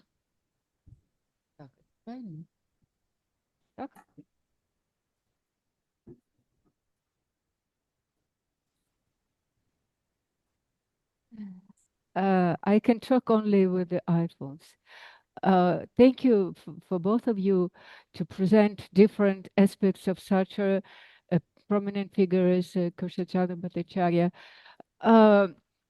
I have an impression that in his emotional reaction, which was expressed in his attitude that the Westerners cannot understand Indian philosophy, or that Indian philosophy is better than Western philosophy. He contradicts his scholarly position, which was in fact cross-cultural and intercultural philosophically. And I would call him an intercultural philosopher because he used terms of Western philosophy to to present, to better understand his own home tradition, and vice versa. If we make a distinction between his political position, which is under the influence of emotions, and between his scholarly position, for me, what is most interesting is his scholarly position. And thank you for presenting for me such an interesting case of intercultural philosophy. Now, I am eager to know more about Krishnachandra Bhattacharya, and I hope that you can share with me your papers. I would like to read them. Thank you. Yeah. Sure. So now it is time for me to present my paper. It is about the doctrine of karma, some classical considerations.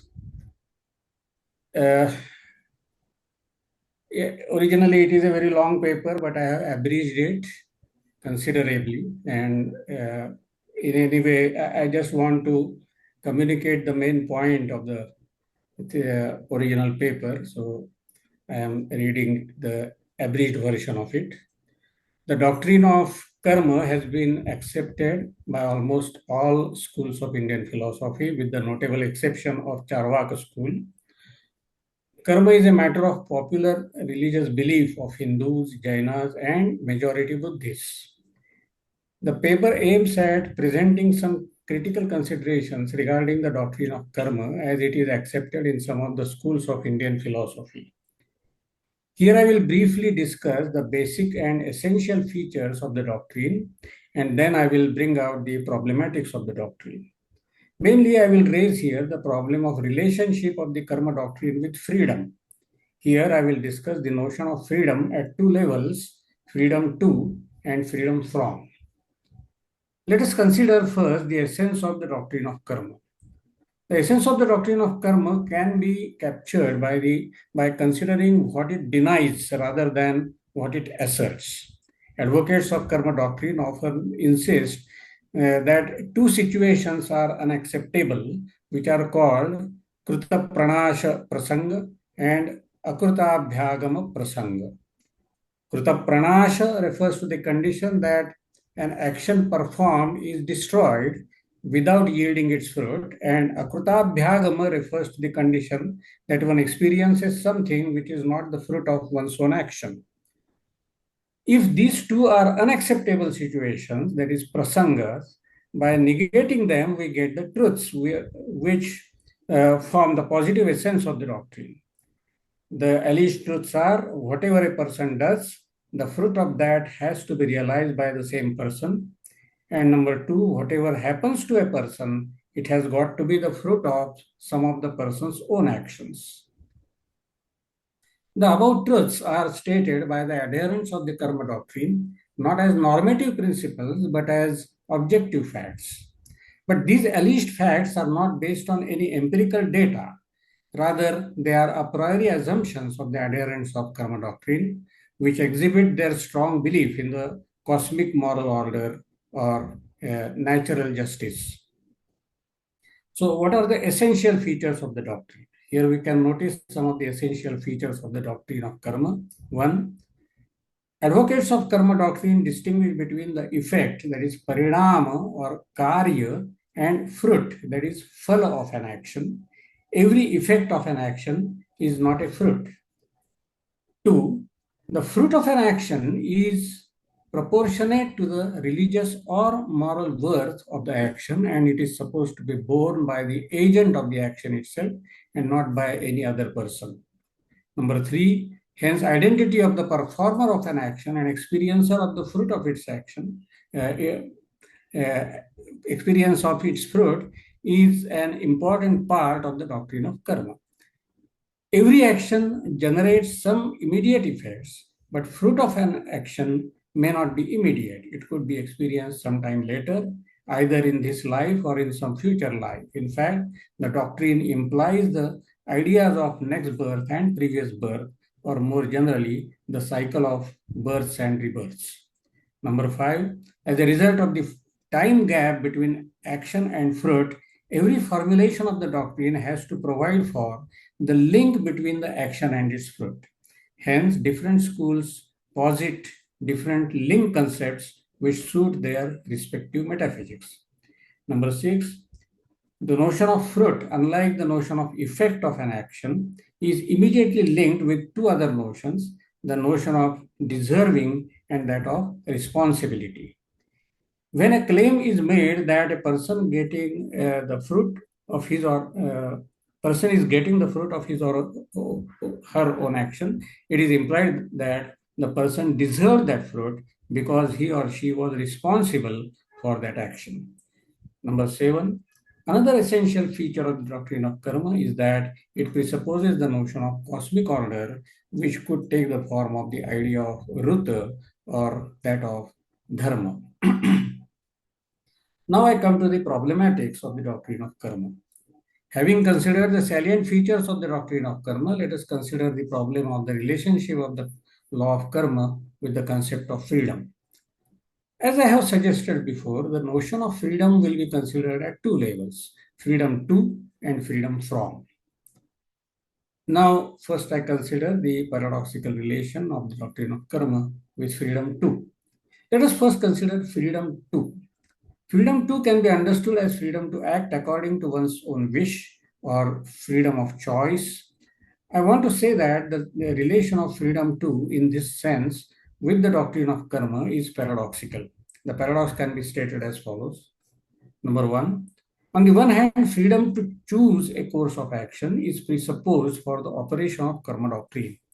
Because according to the doctrine, the agent of an action is responsible for the action, and one can be held responsible for an action only if one has chosen the course of the action freely. Number 2, on the other hand, the karma doctrine implies that even when one makes the so-called free choice of a course of action, the choice of a particular alternative is determined by past actions. As the famous principle goes, Buddhi karmanusarini. Our thought follows our past karma. In this way, the karma doctrine presupposes the freedom of choice, but the so-called freedom of choice after analysis does not remain freedom, but it amounts to be determined.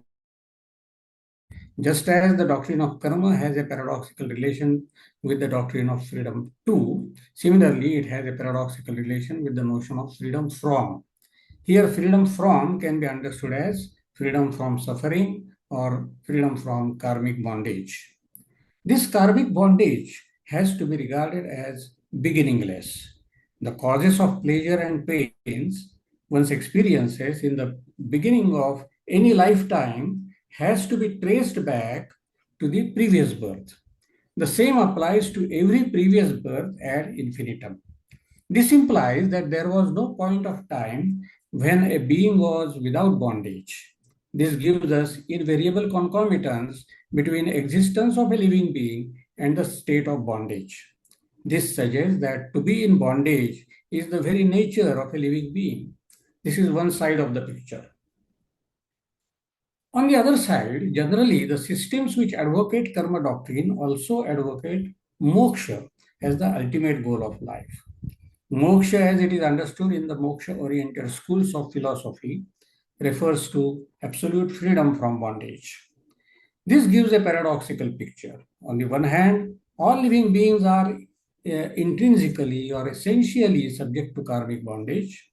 On the other hand, they are intrinsically or essentially subject to the possibility of absolute emancipation. The two intrinsic natures contradict with each other. In order to resolve the paradox, different moksha-oriented systems had to make adjustments either with the doctrine of karma or with the doctrine of liberation. Some had to resist the scope of the doctrine of karma, whereas some had to dilute the concept of liberation. So let us now see how different systems of Indian philosophy had to make such adjustments. So take the case of Sankhya system. Sankhya is a well-known liberation-oriented system. It also accepts the doctrine of karma and rebirth. But the question can be raised whether it can be said to accept the doctrine of karma consistently and coherently. We have seen that the doctrine of karma underlines the principle that the agent of actions and experiencer of the fruits of actions should be the same. According to Sankhya, Purusha and Prakriti are the two ultimate metaphysical entities, out of which one, namely Prakriti, is the agent, and the other, namely Purusha, is the experiencer. Sankhya system in this way violates the basic presupposition of karma doctrine at metaphysical level. Similar is the case with Buddhism, which too is a liberation-oriented system. Buddhism cannot uphold the karma doctrine consistently and coherently because of the doctrine of radical impermanence. In Buddhism, a basic condition of karma doctrine, namely agent and experiencer are the same, is violated. Because the agent of an action and experiencer of fruits are two different entities, though they belong to the same mind series. Then it comes to Advaita Vedanta. Advaita Vedanta is another liberation-oriented system which also accepts the doctrine of karma. It escapes the paradoxical relation between the two doctrines by giving essential status to moksha and secondary status to karma.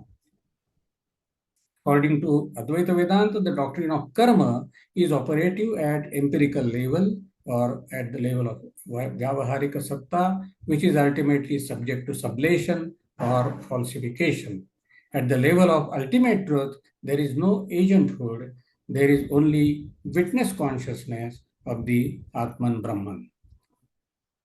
Unlike Advaita Vedanta, Jainism and Vaisheshika system treat karmic bondage as well as liberation as equally real. Jainas explain karma doctrine in terms of entrance of karmic material particles in the soul, that is jiva, and explain moksha in terms of complete dissociation of soul from karmic particles. In the liberated state, the soul restores its intrinsic infinite intuition, knowledge, and bliss, Ananta Darshana, Ananta Jnana, and Ananta Sukha. This is paradoxical if the soul has been in karmic bondage from beginningless time. How is it not its intrinsic tendency to be in bondage? And how can infinite intuition, knowledge, and bliss, which were never manifest so far in the soul, be called intrinsic to the soul? This is my question and to the Jainas. Now, Vaisheshika system too fulfills the basic conditions of the karma doctrine. The self, that is Jivatman, according to it, possesses the qualities, namely Kruti or Prayatna, that is action or effort, then Buddhi, namely that is cognition, and Dharma Adharma, that is merit and demerit, which represent the roles of the self as the agent of actions and the experience of fruits and the link between the two roles.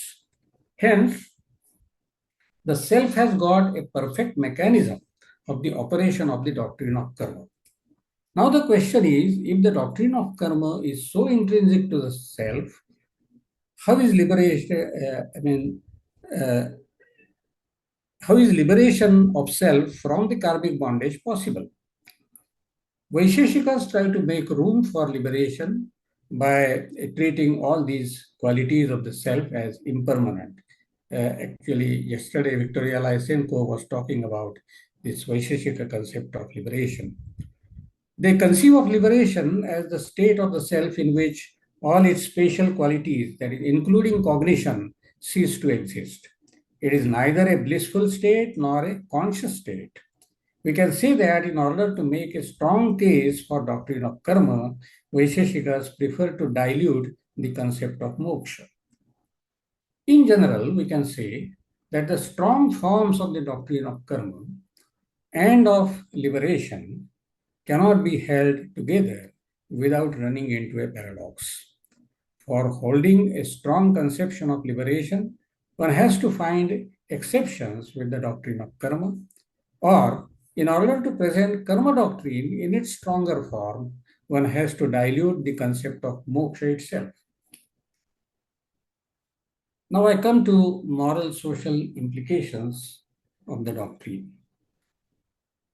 We have seen that the karma doctrine in its strict form cannot go together with the notion of freedom, whether freedom to or freedom from. This does not mean, however, that the doctrine of karma should be discarded altogether. It seems perfectly intelligible that the intentional actions that one performs generally have an impact on one's own psyche, which further results into one's experiences of happiness and unhappiness in this life itself. The relation between actions and the results in terms of happiness and unhappiness has a moral dimension also, as the action performed with ill will lead to unhappiness and the actions performed with goodwill often lead to moral satisfaction. The doctrine of karma in its mitigated form becomes the subject matter of the areas such as moral psychology, which can be appreciated without deriving any otherworldly implications from it. But the individual-centric and otherworldly version of karma doctrine has certain social implications which need to be taken seriously. According to this version, it is held that the victims of the crimes and injustices are suffering due to their own bad karma. The depressed castes suffer humiliation as a result of their own action, and not as the result of the atrocities imposed by upper castes.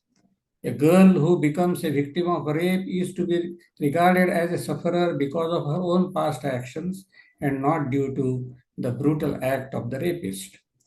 One has to suppose that the laborers are exploited because of their own past actions and not because of the actions of the capitalists. Upper caste Hindus, rapists, and capitalists are only instrumental to the sufferings of the respective sufferers. And even if they are to be regarded as wrongdoers, it is not necessary that they should be punished in this life. In any case, they will be punished either in this life or in some future life, and the justice will be established. So we don't have to worry about it. Hence, we find that Dr. B.R. Ambedkar, who adopted Buddhism as a means of individual and social transformation, was not happy with the traditional karma doctrine upheld in Buddhism. So, in his interpretation of Buddhism, he did not incorporate the individual-centric and otherworldly version of karma doctrine, but a social and a secular version of it. So, this is all. And in the original paper, I have given many more details, but this is sufficient for the present purpose. And now the paper is open for comments and questions. Yes.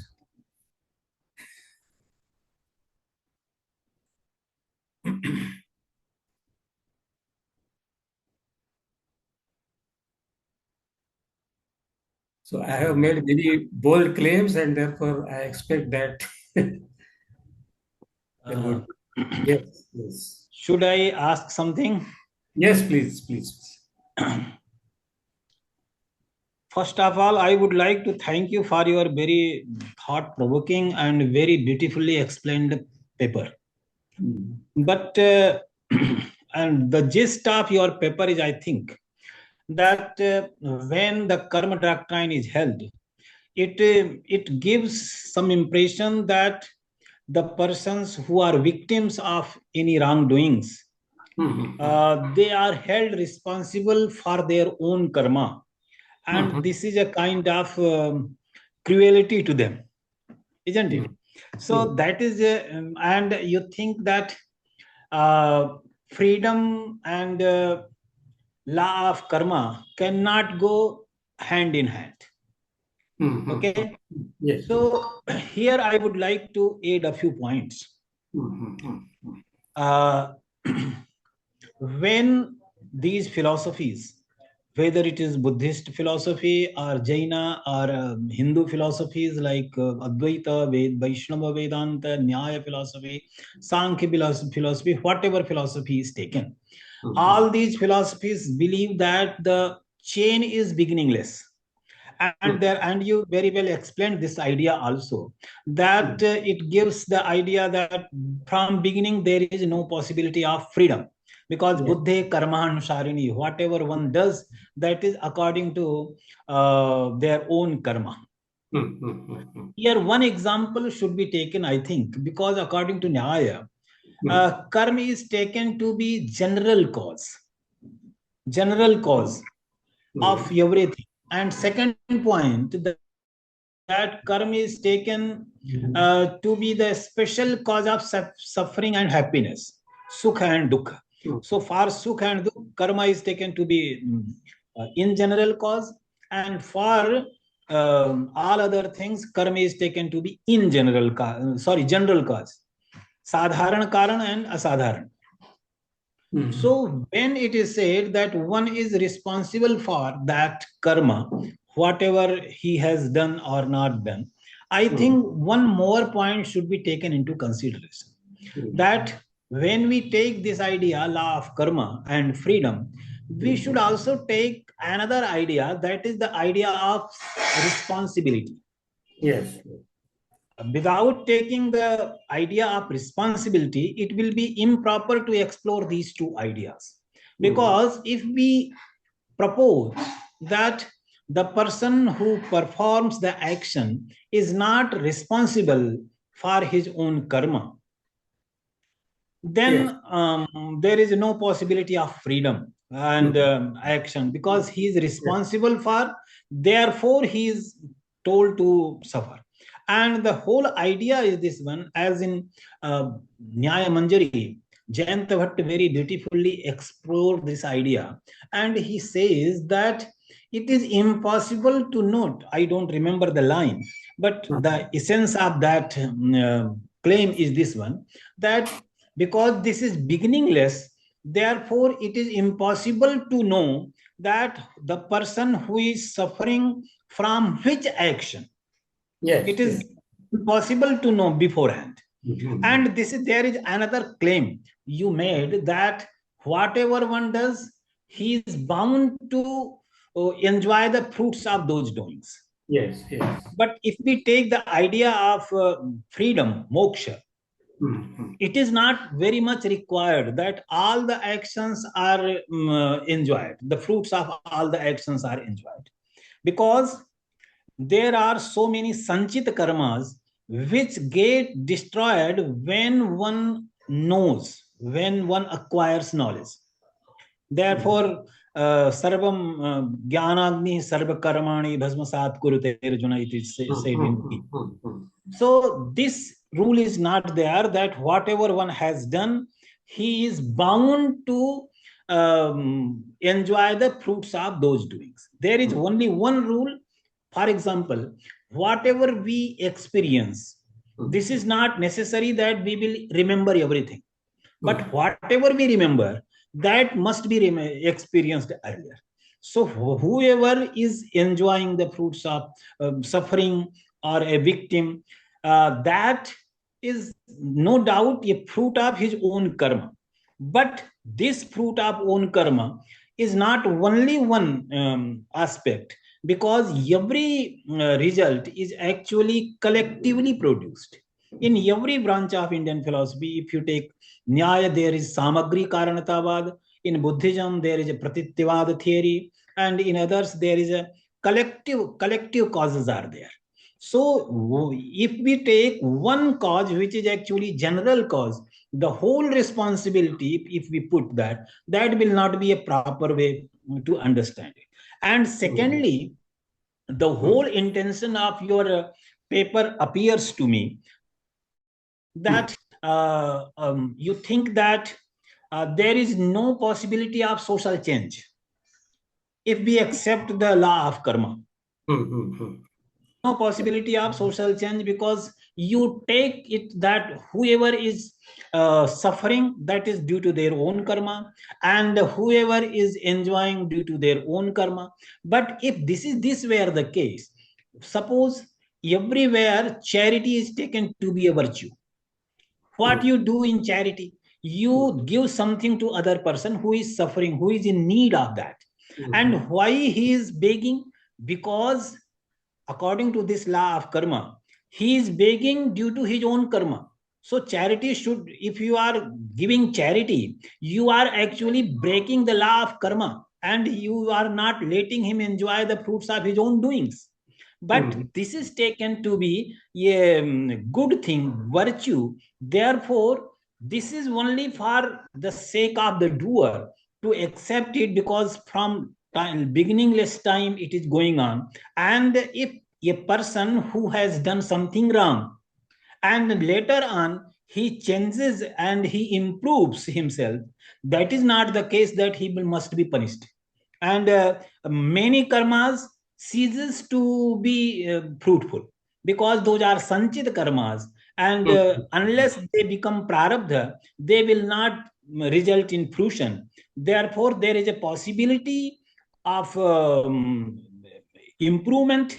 And in this way, we can say that law of karma is not restricting the path of social reform, because here you can extend this idea of charity to social reform also. Yes, yes. That is I wanted to say. Thank you. Yeah. So can I just add something to Professor Sachidanand's question? Actually, I wanted to ask the same question, or the last part of what he said in different words. I wanted to ask, where is the other, or if there is a place for the other in karma theory? Because just as he just said, there is nothing like my action, and the idea of the karma theory is that my action will determine my future, but every action is dependent on so many factors and so many other so many other people. And in this respect, I also wanted to ask you about quote unquote collective karma, which perhaps the Buddhist philosophy developed, and certainly Sri Aurobindo is speaking about the idea of collective karma. Thank you. I mean, what I started with was a strong form of the doctrine of karma, where krutapranasha and akrutabhyagama are to be avoided, and they are rejected. So in the case of, for example, collective karma, I mean, there have been such claims in the past that, for example, the earthquake in Bihar took place because of the sin. I mean, Gandhiji said that it was because of the sin of untouchability that people at large have practiced. So now, in such cases, I mean, this idea of krutapranasha and akrutabhyagama is individual-centric. I address some action to the other. Maybe it may be a philanthropical action, a action of charity, even social work. In terms of this form of karma doctrine, okay, you are doing a certain, say, meritorious action, and that is going to yield fruit to you. It will have effects on the society. So, when you say, my action has an impact on others, that will be the effect, and that will not be called the fruit. I am not giving the fruit of my action to the others. I will bear the fruit of my own action. Other person experiences the result, the consequences of my action, maybe good consequences or bad consequences. In terms of karma doctrine, it is not the fruit of my action, it is the fruit of the other person's own actions. And so this is one point. Now, is there no scope for the social reform? Yes, there is scope. But the question is how to understand this act of social reform. I said it will have, in terms of karma doctrine, it will have a very limited role to play. Whereas if you question the doctrine of karma, as I said at the end, that karma has an impact on oneself and also on us. That from this it should not be generalized, and the idea should not be extended to the other world, the existence after death, and so on and so forth. If you do not extend it to other worlds and the other life after death, etc., then we can have a kind of more rational approach to karma doctrine, where you can think of social reform and everything. I mean, you will not trace the roots of a particular suffering to past life and so on and so forth. It is not necessary to do that. That is my point. And of course, the karma doctrine has been articulated by different systems in different forms, and is not. The starting point was that the strict form of karma doctrine, actually, it has not been accepted by many systems in that form.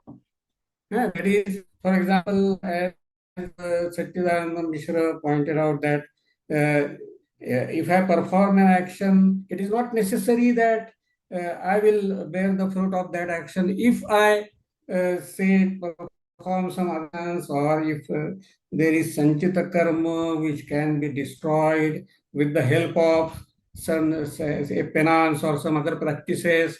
Now, if that is possible, then naturally it makes an exception to the strict form of karma doctrine. So, karma doctrine has not been accepted by most of the systems in its strict form, and that is how we have to understand, and therefore it makes room for moksha. Otherwise, it will not, if you accept it in its strict form, then it will not make room for moksha. That is, and what I have tried to argue is not that karma doctrine necessarily conflicts with moksha if it is in every form, but it has a kind of paradoxical relation, that is with moksha and also with freedom too, with freedom as well as freedom from. So yes, and I see his name here. Is there any other question? I don't know whether I have satisfied the queries. Maybe the debate can go on. Surely, I think the point is something where I cannot convince you and you cannot convince me. Because actually these 2 points are from 2 different angles. And from one angle, your point is right. And from other, I think my point is also right. Anyway, that will take us to Syadvad, something like that. No, that is not Syadvad. Actually, the point is this one, as I understand, that we should make a room for personal improvement, and also take the person who is free be responsible. So I think here also, in this 21st century also, the basic point to make someone realize their wrongdoings or their good things, that is law of karma. This is to say, if you loot a person or a bank, you will be punished. And when it is known that this will be the way, people get away from those actions.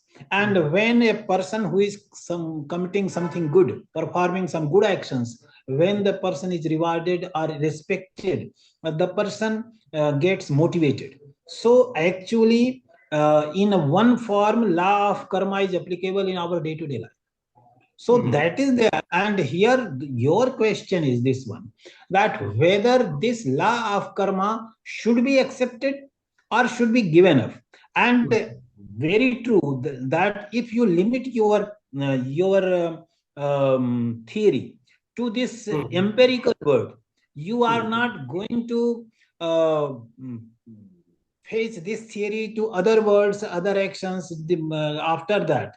And if you say that whatever theory I have to accept, that must be limited to this world only, then we should give up law of karma. And what I did in my new book, Navacharvaka Karikavali, regarding that. But if you think from other perspective, where there is a scope for, because it will be I think that it will be another type of hypocrisy to accept, to say that we have grounds to reject other world. It is true that we don't have ground to accept other world, but we do not have grounds to reject other words. Therefore, these points must be left without discussing. There could be one point, and we should discuss, we should accept whatever coming in our empirical world. If that is accepted, then we should give up the law of karma. But if there is a philosophy which propounded, and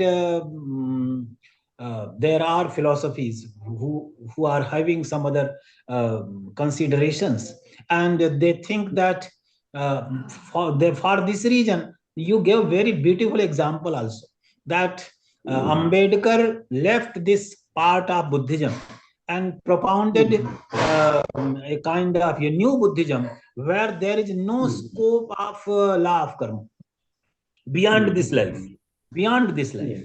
But Buddha himself was not so daring. He could not do that. And therefore, although he rejected the soul theory, he says that there is no one who enjoys the fruits. But there is the process, it goes beyond this life also.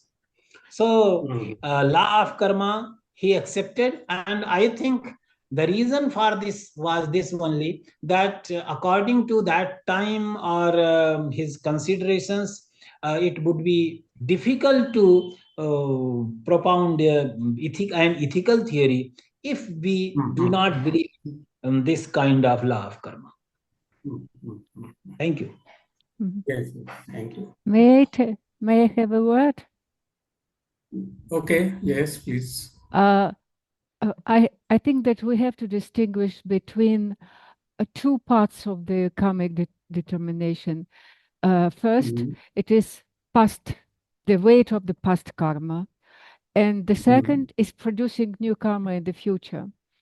It seems to me that Buddha, he highlighted only the future, the importance of the producing of a new future karma. And I remember there were texts when he said that all our karmic past is so complicated.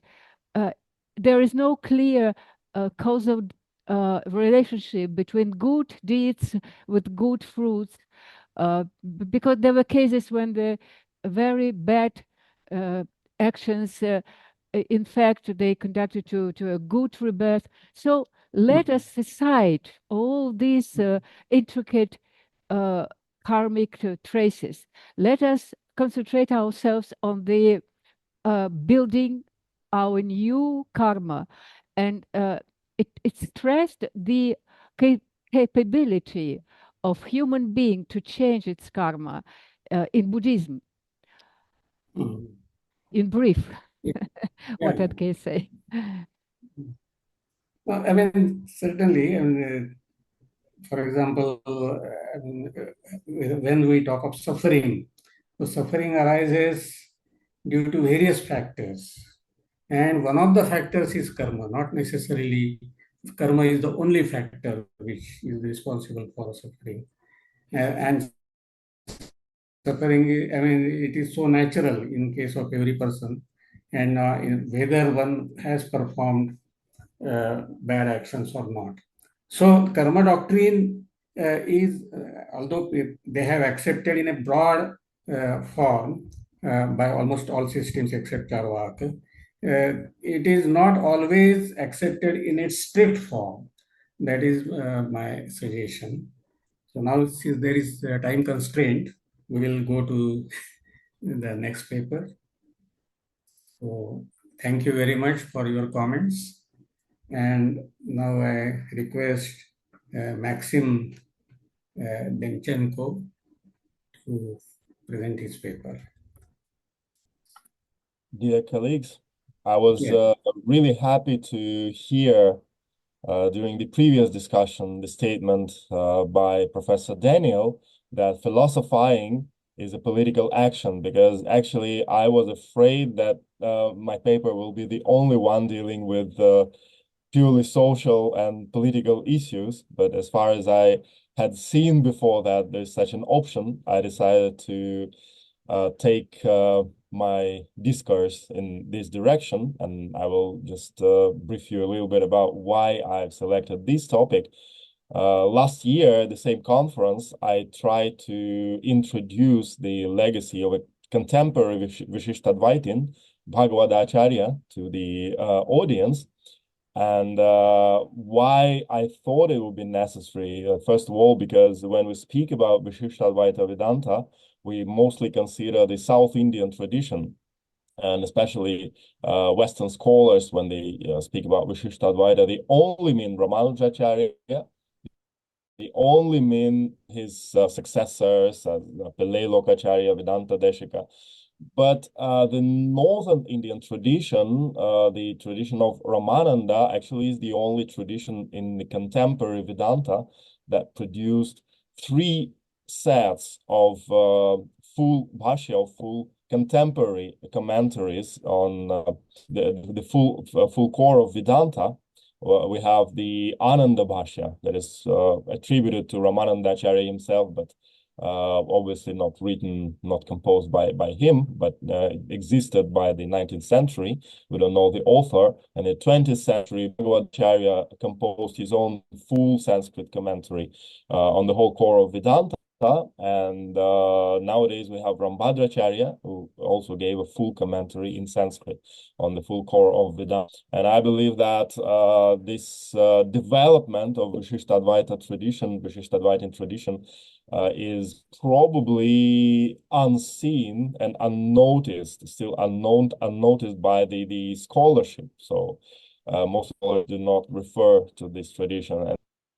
And the thing is that Bhagavad-acharya is considered to be the first Jagat Guru of Ramananda's tradition in the 20th century, and he was a social reformer, apart from being a philosopher and a guru and a pandit, as he was quite close to Mahatma Gandhi. He even wrote a book which is called Parijata Saurabham, which is quite interesting. It's written in Sanskrit, and it is a poem about Mahatma Gandhi. And it is written in the style of Ramayana, you can say, but in an adjusted, quite contemporary Sanskrit. For example, we can find here words that did not exist in classical Sanskrit, obviously, just because it's about the events of the 20th century. So it's impossible to avoid some modernization of the language, but still the fact is quite interesting. And the second thing is that at the previous conference, I mostly presented the philosophical views of Bhagavad-acharya, and my last statement was that apart from being a pure philosopher per se, he tried to make Vishishtadvaita practical, just like Vivekananda try to make Advaita Vedanta practical, to apply it to the needs of the contemporary society through the creation of a certain styled Neo-Vedanta, what we call Neo-Vedanta. So the problem is that due to this fact, Vishishta Advaita is being underestimated. It does not seem to be very practical to the people of the 20th century. It's not being propagated as something that can be applied to the needs of the society. So my last statement at the previous conference was that Bhagavad Acharya tried to solve this problem and to make Vishishta Advaita contemporary and applicable to the needs of the society. And I got a question, like, what are the proofs? Like, in which way did he try to do that? So I decided that at this conference, I have to give proofs, like to show how this Vishishta Advaita Vedanta is seen by him, can be applied to the contemporary society. And another interesting thing is that this summer, in June, July, I got a new book as a gift from the author. This is a book by Hemant Sharmaji, who is the director of TV9. So he wrote a book, Ram Fir Lote, in Hindi. That's about the history of Ram Mandir. And he actually speaks about the development of the Ram tradition from different perspectives, like political, social, historical, and philosophical. And I came across a very interesting quote from the Tulsidas Ramacharitmanasa.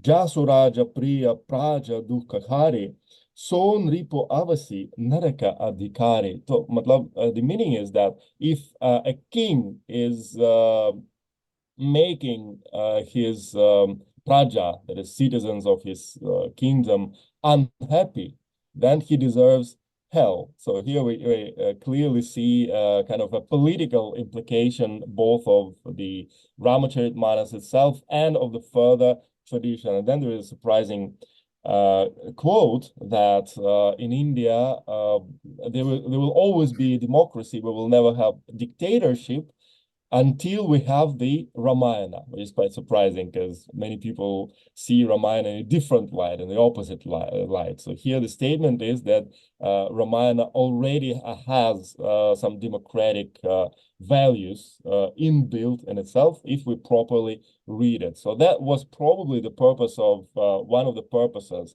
apart from purely philosophical ones, of Bhagavad Acharya, how to read, how to present not only the Ramayana or the Upanishads, but also the whole core of Vishishta Advaitin commentaries on the scriptures, on the tradition. And here with me, I have also a few books to show. Then I'll try to switch on the presentation. I'm sorry that I haven't sent it in advance. Just if it doesn't open, it's fine because they are mostly pictures.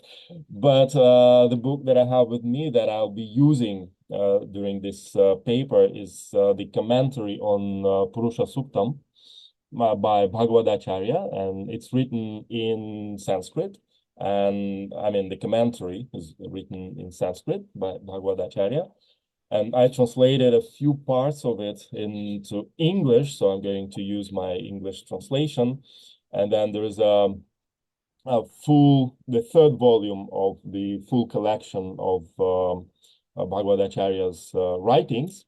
So in here it contains some other philosophical and social works and letters written by Bhagavad Acharya. There's a small new book published this year, and it was presented at the conference in Ayodhya, which I attended in January, dedicated to the anniversary of Ramananda Acharya himself, as it is according to the traditional dating of his life. And this small book also contains some short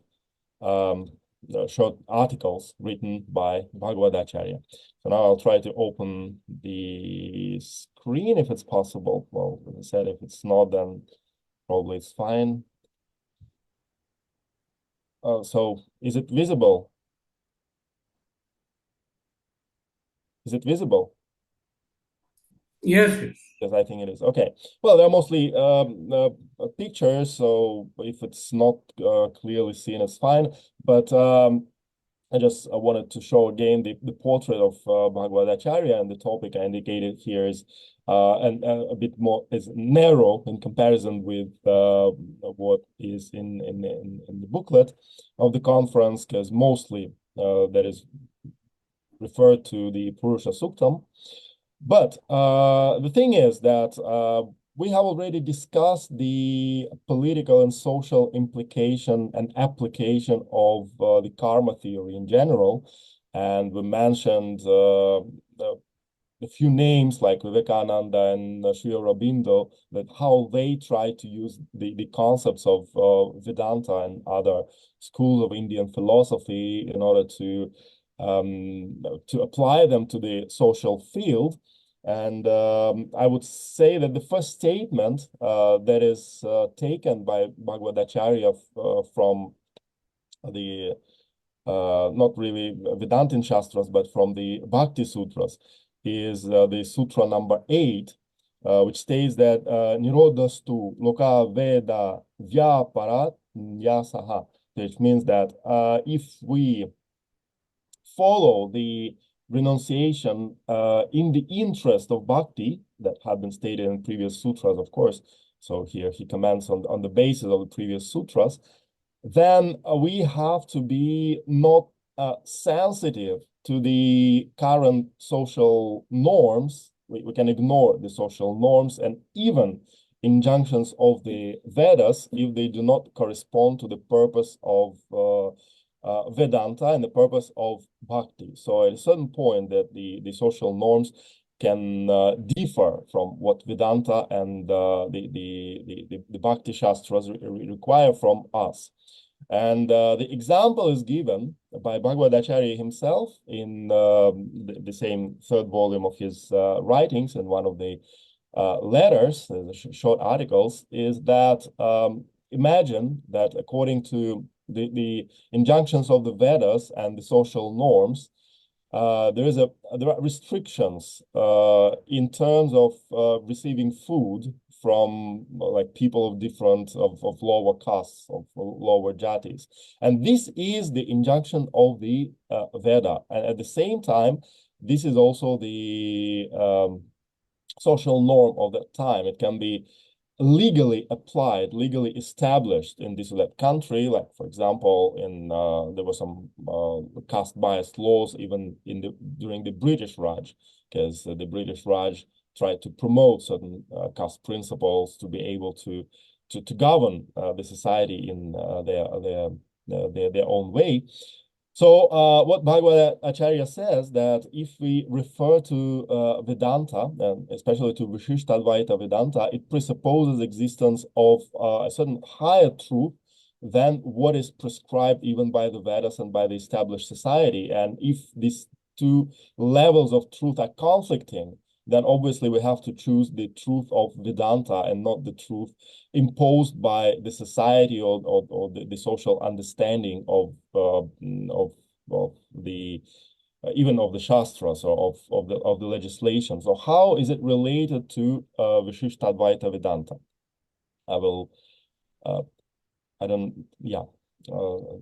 This is just one of the publications, the Tattvadarshi, the magazine being published by Bhagavad Acharya since 1930s. That is the era before the independence. So how is Vishishtadvaita Vedanta, how it can be referred to this problem? So here, Bhagavad Acharya goes to the commentary on Purusha Suktam. So, for example, in his commentary to the first mantram, that is the famous one, Sahasra Shirsha Purushaha. So he says that Purusha has 1,000 heads, 1,000 eyes, 1,000 legs. The expression 1,000 heads does not literally imply that he has 1,000 heads. It means that the number of his heads is limitless. If the word 1,000 was used in a direct numerical sense, the supreme ruler would have been limited, as 1,000 is a particular quantity. Also, in this material nature, there are 2 eyes per 1 head. Thus, the one who has 1,000 heads cannot have 1,000 eyes. So means that it will be double, obviously. Then the whole universe is the supreme ruler's body. Gods, human beings, cattle, birds, and others are parts of this world. The Supreme Spirit pervades everything in his Virat Rupa by means of his universal energy, that is Virat Shakti. There's no duality between a body, Sharira, and the one who possesses the body, Shariri. The deity, Purusha, pervades the universe as its Jiva, or Shariri, the cosmic body's owner. If we take the unity of a body and its owner, it will be clear that Purusha has 1,000 eyes and legs, as he is the soul of all the bodies in the universe. Well, the commentary is quite a traditional one. We can find parallels in commentaries given, for example, by the Pandits of the Madhva Sampradaya. So it's quite sounds quite similar. But the social implication here is this, that well, of course, in favor of Vishishtadvaita and a bit against Advaita Vedanta. Because Bhagavad Acharya says that imagine that in Advaita Vedanta, we have the all-pervading supreme consciousness, which obviously pervades every being, and each individual consciousness is a kind of a wave in this ocean of consciousness. So the thing is that according to Vishishtadvaita Vedanta, it's not like that. And all this is a universal game, actually. So this is kind of, in the absolute perspective, not serious. This is just a lila. This is the game of the absolute. But not like that in Vishishtadvaita Vedanta, because the main problem that is not understood by the many contemporary people approaching the Vedanta, that there is a contradiction between the two that cannot be overcome by any means. So the contradiction is this, that the soul has the nature of an atom, according to Vishishtadvaita. This is the anutva of the Jivatman, and it means that Jivatman is the smallest possible element that exists in this world, and this quality of individuality is absolutely permanent. So it cannot merge into Brahman, because it's already the smallest element. It's like the atom in physics that cannot merge in anything. It cannot make a kind of unity with anything, or like a particle of sand on a sand beach. It cannot. It can be seen as united with other particles, but it is not in reality. So this is the smallest particle, which is close, by the way, to the concept of probably Sankhya or Jainism. The Jain approach to the nature of the individual soul is closer to Jainism than to Advaita Vedanta. And it came to my mind, by the way, a couple of days ago when I was thinking over the subject, that if we deduct Brahman, the Vishnu, from Vishishtadvaita Vedanta, we will get Jainism. And if we deduct Brahman from Advaita Vedanta, we'll get Buddhism, in a sense, because there won't be any individual agent at all. So this is smallest particle.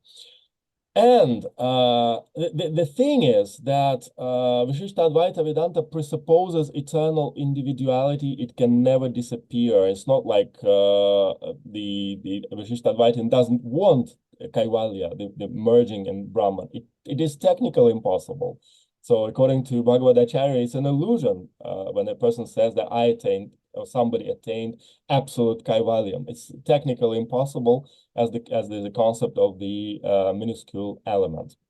So still, we can see in this commentary that all these elements are, in a sense, in the orbit of the Supreme Being. So they are united. This is Vishisht Advaita, they are Visheshana, the qualifiers of a certain unity, but still not merging into him. So Bhagavad Acharya sees that this concept of individuality, which is a part of a certain unity, which is not absolute unity, but the unity consisting of individualities, is a kind of a hint of how a society should function. This is the, you can say, unity in plurality, where plurality should be kind of absolute and permanent. It can never be reduced to the idea of following the common goal and disappearing in the society as a whole. So this is the you can say the gift of Vishishtadvaita Vedanta to the social action. Like, let's take the conflicts that were happening in 1930s between the you can say radical freedom fighters like Subhash Chandra Bose, for example, right? And moderate freedom fighters like Mahatma Gandhi, who was following still non-violent ways, means of fighting for independence. So the conflict is being resolved by taking the both points of view as having a right to existence, because this is the unity in plurality. And if we take the Vishishtadvaitin view, it fully corresponds to that vision of the general unity in plurality. So if we go further and take a look at the second and third commentary, this second and third, I think I will skip. I will just go to the fourth and the fifth one, because there's a lack of time. So if we go to the fourth and the fifth verses of Purusha Suktam. So here, Bhagavad-acharya says that the supreme ruler is obviously present in the entire universe in his all-pervading form, that is Vyapaka Svarupa, along with all his attributes, Upadhis, his immortal form, which eliminates all sins, only manifests in heart of his devotees. The conclusion is drawn on the basis of explanation for previous verses. So Brahman, as present in all animate and inanimate beings, is not a due object of worship. The due object of worship is his eternal form, which is free from all the upadhyas. So here, Bhagavad-acharya, in his further commentary, brings up a topic which is not popular among philosophers, to be honest, that even the nature of the Supreme Being should be kind of, well, I would be mistaken if I say atomic, just like, because this is a difference between Brahman and the Atman, that Atman is, Jivatman is atomic and Brahman is Vibhu, all-pervading. But still, Brahman is localized. So it is an entity. It's not just an all-pervading, like quality-less being, like an ocean. It is something or someone, you can say, on the level of the faith of religion, but something on the level of philosophy, which is localized. It can be compared rather with the sun, that further it is localized somewhere, then it emits rays, and rays consist of photons of light, which are jivas, jivatmans actually, that are in the orbit of that sun, but still preserve independence. And also there is the heat that is being produced, that is being emanated from that original being. And this heat is all-pervading. This is what we call all-pervading Brahman. And it is not the due object of worship, but the individual manifestations, and that is the Brahman itself, and individual entities. So it means that each individual entity, each Jivatman, can be seen as a kind of manifestation of the Supreme Being, but at the same time, it preserves absolute independence. And the last point that I want to state here on the basis of the commentary and how it can be applied to the social field is the reality of the world, of course. That is the main difference between the Advaita and Vishishtadvaita in general, since the times of Ramanujacharya, the reality of this world. Because if we do not take this world as real, then the social implications in any case become weaker. So as I said, that the first idea was that the concept of the unity and plurality existing at the same time, and it means that it's impossible to imagine that there is the one, for example, leader of the country we should follow blindly on a social level. It should always be plurality of views, and altogether they correspond to a certain tapestry of social life. But here, the world is also real, which is very important for creating the desire to bring society to changes. It's not just moving automatically, following a certain karma, which is also unreal, like it happens at the absolute level of Advaita Vedanta. So Bhagavad Acharya, here I quote my translation, is to prove reality of both the material world and Brahman, the supreme consciousness, on the basis of this Vedic hymn, that is the Purusha Sukta. According to Advaita Vedanta, the world is deprived of solid reality, but represents a corrupted vision of Brahman through the prism of Maya. But in this case, Brahman or Vishnu, as the all-pervading entity, has no any value. As if this world is a mere illusion, then there's nothing to pervade. So that is the problem. If the world is unreal, then the quality of Brahman being all-pervading, as stated by the Vedas and the Upanishads, is useless. You have nothing to pervade, and it means it diminishes the, we can say, the glory of Brahman in the language of rather theology, but somehow it becomes meaningless. Its role in the world, and also the social and political implications of the whole Vedantic core becomes meaningless.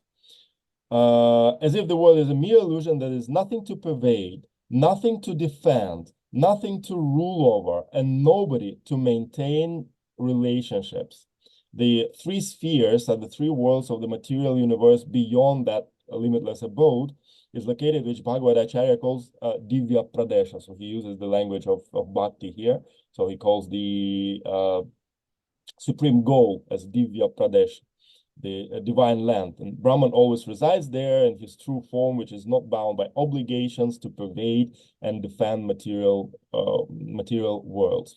So as a conclusion to this presentation, I would say that as of now, obviously, the writings of Bhagavad Acharya, and I've mentioned that in the beginning, are not really noticed, so we cannot say, we cannot guess how they would influence the society and the development of the society.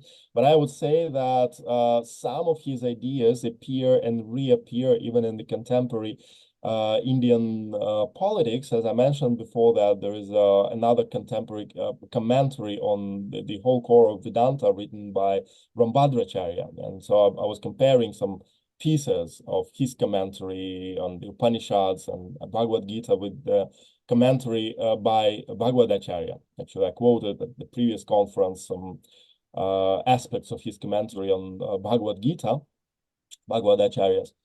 Not only they have similar names, because Bhagavad Acharya's commentary is called Janaki Kripa Bhashya, and Rambhadracharya's commentary is called Raghava Kripa Bhashya. But certain ideas are obviously the same. And I'm not sure if they're taken directly, but it means that these ideas are circulating within the fold of contemporary Vishishtadvaitins. And probably if they manage to kind of popularize Vishishtadvaita Vedanta, just like Advaitins are popularizing Advaita Vedanta, it can make a social impact. It can make some certain bring us to certain political and social conclusions within the frames of this theory of unity and plurality that exists at the same time on the level of you can say on the of metaphysics, like the Brahman and Jivas and Prakriti, and as well as on the level of the whole of the society. So this is what I wanted to say today. If there are any questions, I would say. I just wanted to mention that some short excerpts from Bhagavad Acharya's writings I published in Russian in the book called Pushpatika, published 2 years ago, and there are many other translations. There's Jivan Charit of Ramananda Acharya himself, some short biography of Tulsidas, and mostly there are translations of poems from Awadhi, from the Ramanandi tradition, into Russian language. So this is it. This is it. Thank you for your attention. Thank you very much, Dr. Maxim. We will have a few minutes for question answer session. So questions are welcome. I hope it was quite clear. Yes. And understandable. Yeah.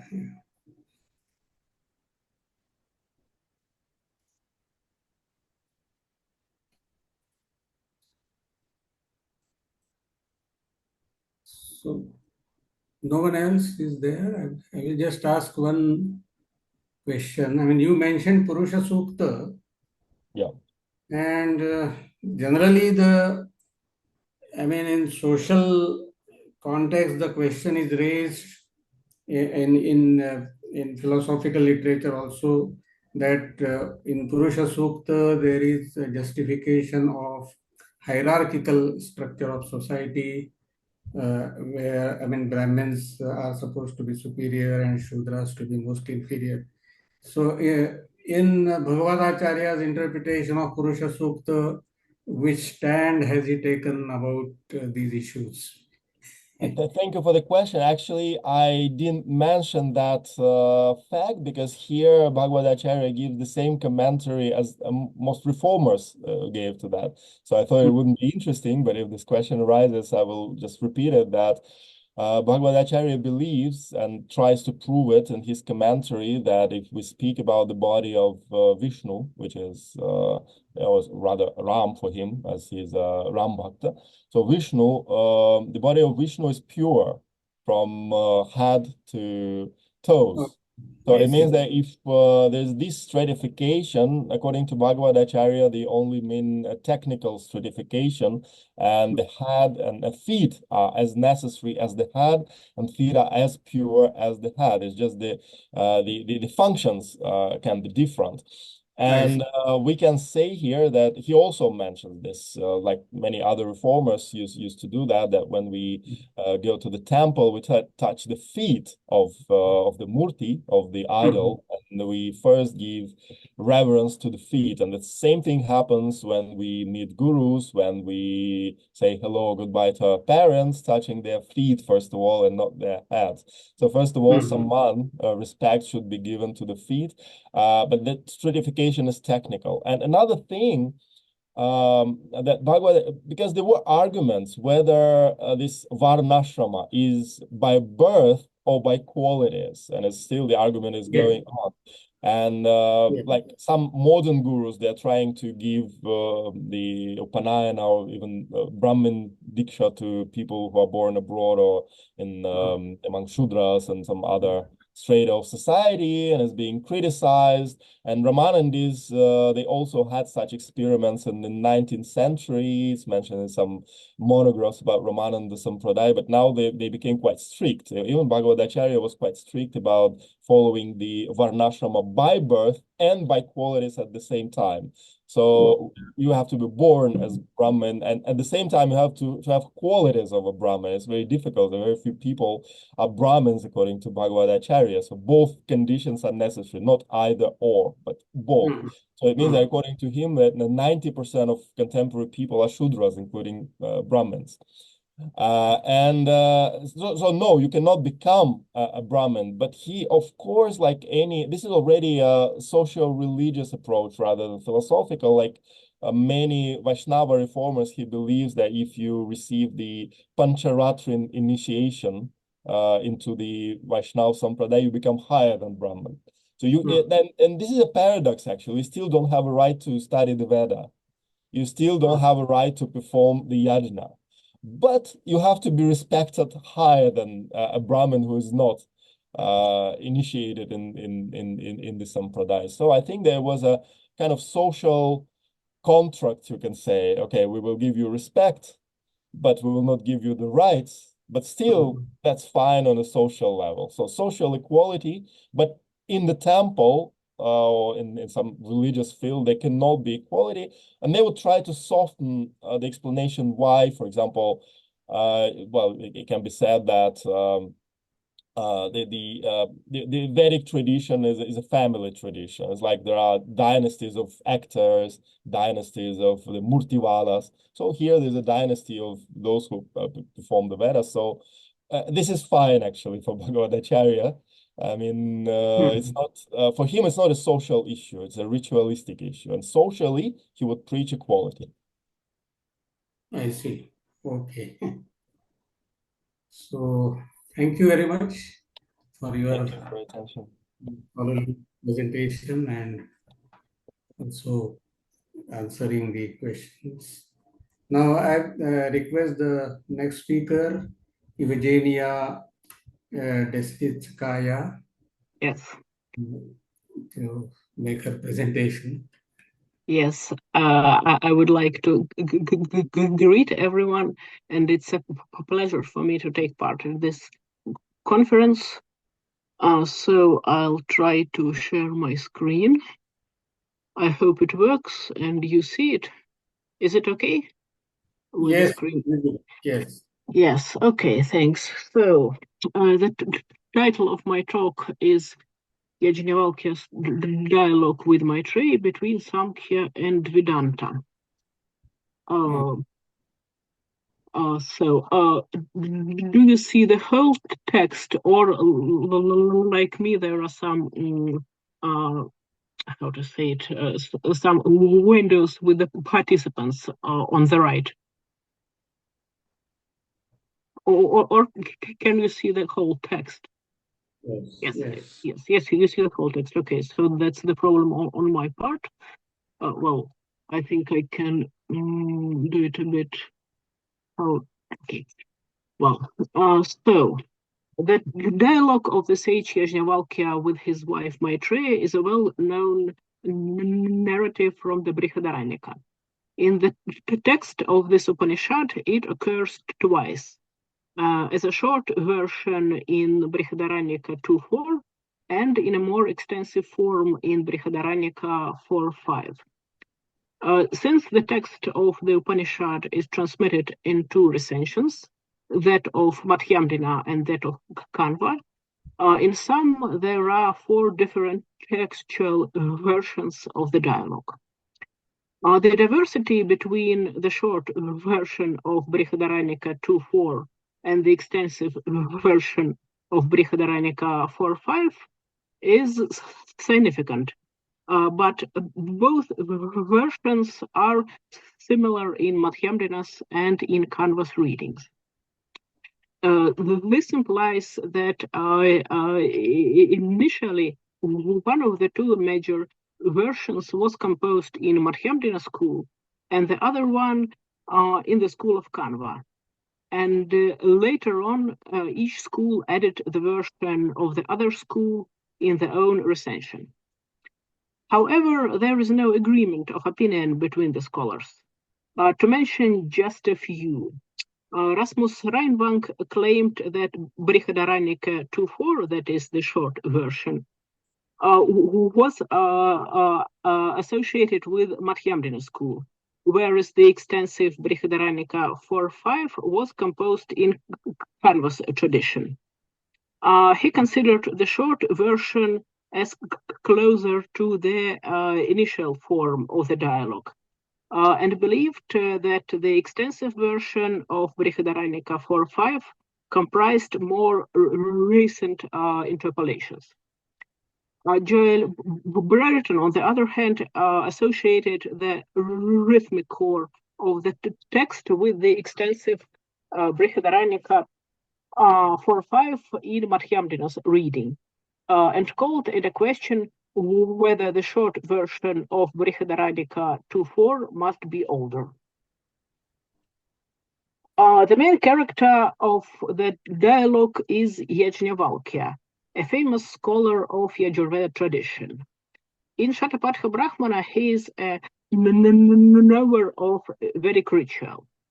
And in the Yajnavalkya Kanda of the Brihadaranyaka, he formulates the teaching of Atman when he takes part at contests organized by the king Janaka. In the exposition of the dialogue with Maitreyi, Yajnavalkya is about to leave his place and change his mode of life, which means that he's either going to become a wandering ascetic or he's going to die. So he's about to divide his property between his two wives. Their names are Maitreyi and Katyayani. Katyayani is characterized as a simple person, whereas Maitreyi is described as Brahmavadini, the one who is able to talk about Brahman. So she asks her husband if the earth full of wealth could make her immortal. Yajnavalkya's answer is no. So she asks him which path leads to immortality. After that, Yajnavalkya begins his instruction. His manner of speech is quite simple, especially compared with his dialogues with learned Brahmins in the contest organized by the king Janaka, as described in other parts of the Brihadaranyaka.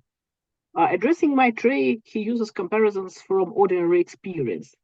So we may suggest that Maitreyi was not versed in the matters of philosophy, contrary to another woman character that is mentioned in the Brihadaranyaka, namely to Gargi Vachaknavi, who took part in contests on a par with learned Brahmins.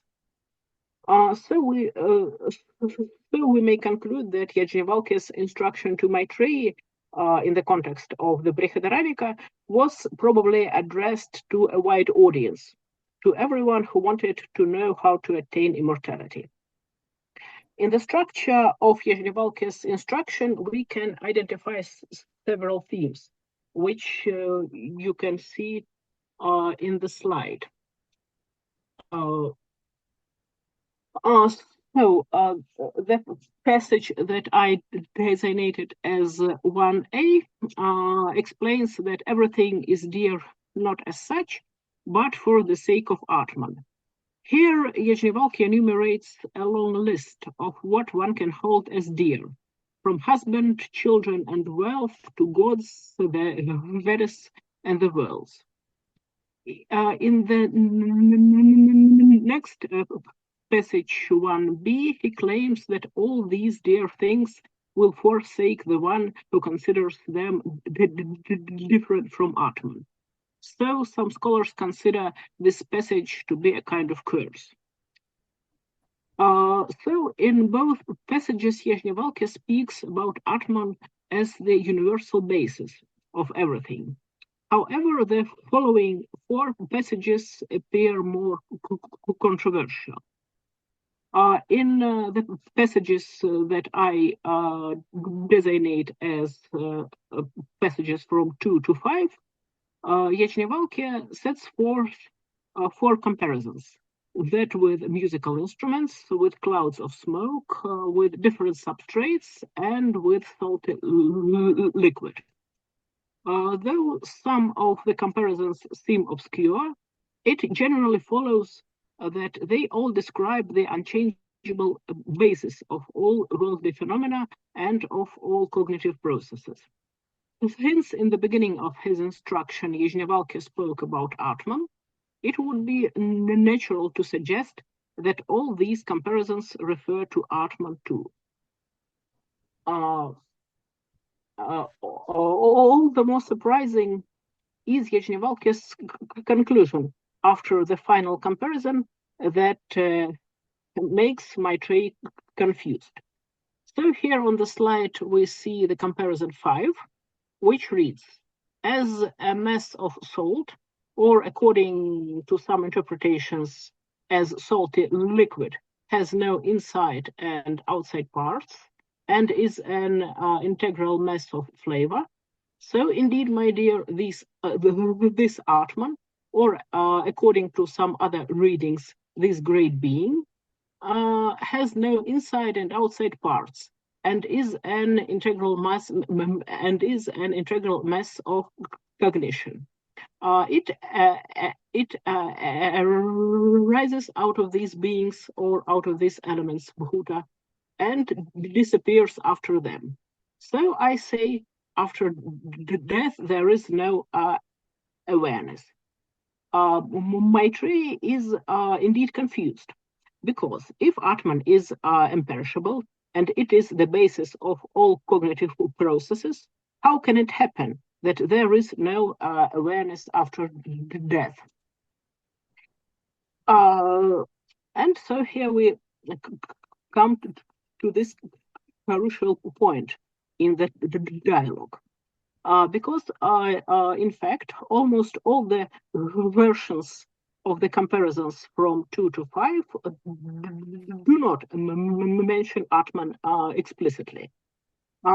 Comparisons 2 and 4 provide no name to the essence described. Comparison 3 designates the origin of all phenomena as the great being, in Sanskrit Mahadbhuta. And as for the comparison 5, 3 versions of it speak about the great being Mahadbhuta, and only a single version speaks about Atman. So this is the crucial discrepancy in different versions of the dialogue. And so a question can naturally arise. What is this Mahadbhuta? It is sometimes suggested that Mahadbhuta is a synonym of Atman. But if we accept this view, we face the same question as Maitreyi did. Why there is no awareness after death? And another point of confusion would be Yajnavalkya's remark that Mahadbhuta arises out of these beings or these elements and disappears after them. You can see this passage in the slide marked with red color. Is it possible to describe a non-perishable Atman in this way, that it appears out of material elements and then disappears when they disappear? It is evidently that it seems a bit strange. So, as an alternative view, it can be suggested that the great being is different from Atman. So, in this case, all comparisons from 2 to 4 describe not Atman, but the great being. The great being can be understood as the great element, the one superior to all material elements, the so-called Mahabhuta. This great being arises out of material elements, Bhuta, and disappears with their dissolution. In this case, the great being is an intermediate item between Atman as the supreme and transcendent reality and the elements that constitute the material world. On an anthropological level, the great being is the general cognitive ability. At the moment of death, the great being disappears as well as objects of cognition do. Only non-dual Atman remains, that is beyond all cognitive processes and can be described in an apophatic manner by means of the well-known formula neti-neti. So this intermediate position of Mahadbhuta is illustrated by the scheme on the right of the slide. So Mahadbhuta is an intermediate item between Atman on the one hand and material elements on the other hand. The view on Atman as the spirit that is set apart from the material world and cognitive processes reminds us on the philosophy of Samkhya with its system of tattvas. We can see the structural similarity between Yajnavalkya's teaching and the teaching of Samkhya in a simplified form in this slide. So in both cases, Mahadbhuta takes an intermediate position.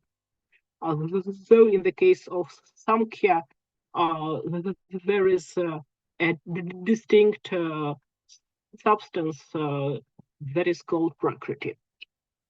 In the philosophy of Samkhya, the absolute spirit, Purusha, is opposed to the primordial matter, Prakriti, that is considered the basis of phenomenal world and of all cognitive processes.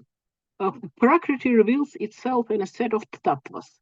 The first of them is buddhi, the intellectual capacity that is also known as the great, in Sanskrit mahat.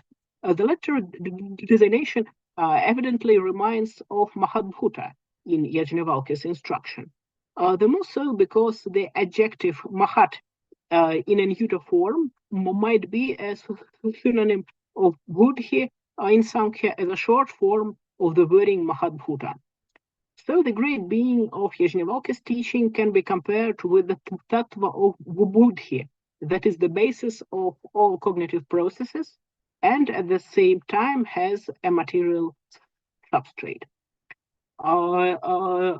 Indeed, it may be argued that classical Samkhya does not use the concept of Atman, and Yajnavalkya's Atman is not totally identical to Purusha. However, Atman is present in early versions of Samkhya, as expressed in such texts as, for example, the Katha Upanishad, in Ashwagghosha's Buddhacharita, in the Mahabharata, and particularly in the Bhagavad Gita. There is one more example of similarity between Yajnavalkya's teaching and the doctrine of Samkhya. There is a list of substrates in the example 4. In this list, Yajnavalkya enumerates 16 of 24 tattvas of classical Samkhya. We can see this in the slide. There are 5 sense organs or buddhindriyas in classical Samkhya: eye, ear, nose, tongue, and skin. And all of them, we can see here on the slide, are enumerated in Yajnavalkya's list. The same can be said about the 5 subtle elements, the so-called matras of classical Samkhya: sound, touch, form, taste, and smell. And all of them appear in Yajnavalkya's list as objects of indriyas. And next comes mind or manas, which is a distinct tattva in classical Samkhya, and it is also mentioned here in Yajnavalkya's example. And the same can be said about 5 organs of action, the so-called karmendriya in classical Samkhya: speech, hands, feet, organs of generation, and anus. All of them are also present in Yajnavalkya's list. So this parallel between Yajnavalkya's teaching and the teaching of Samkhya is quite evident.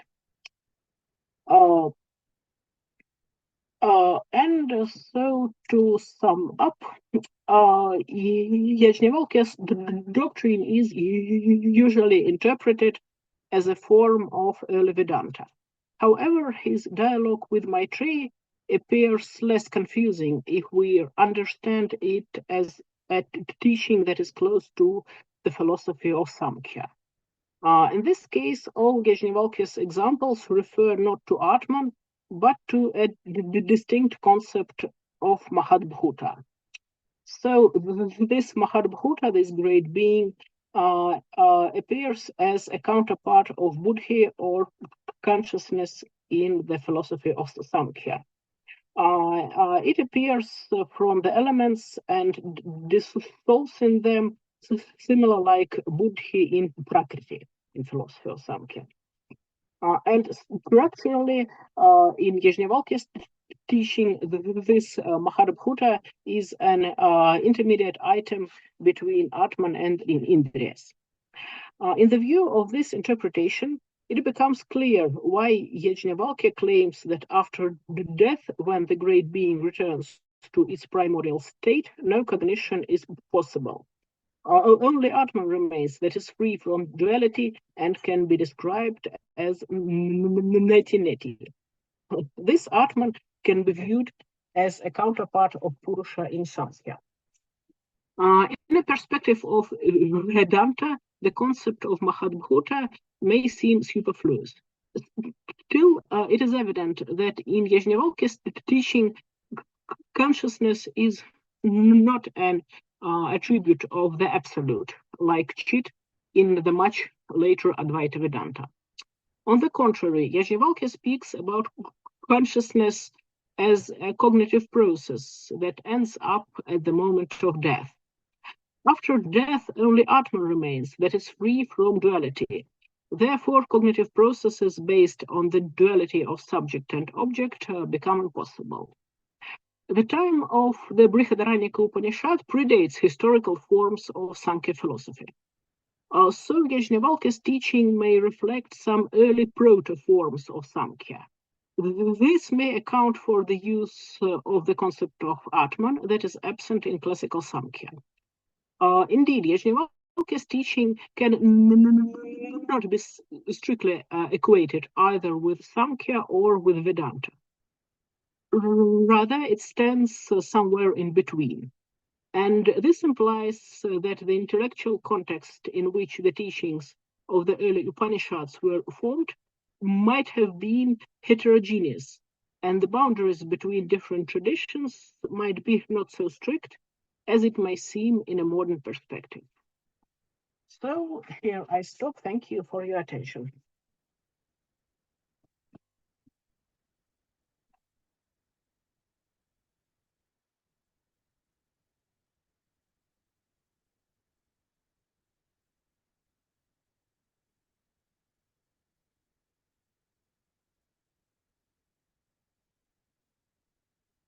Okay, if there are no questions, I think. Just a moment. Where is Professor Gokhale? I don't see him. Yeah, Actually. Professor Gokhale, could you switch on? Yes. Yes, I'm sorry. So it was a really innovative exercise of reading Sankhya in Brihadaranyaka Upanishad. It was really, many statements in Brihadaranyaka Upanishad are confusing, and particularly I was very much confused when I read that Yajnavalkya says that ultimately, all these Mahadbhuta merges into other bhutas, and therefore there is no Saudhnya, Nahi Pretya Saudhnya Asti.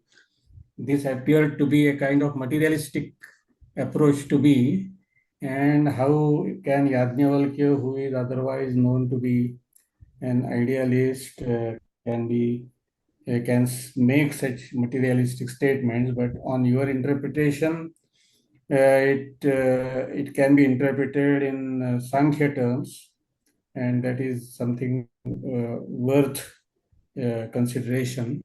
So I will now. This is the paper is open for discussion. If anybody wants to make any comment or question, is welcome. He or she.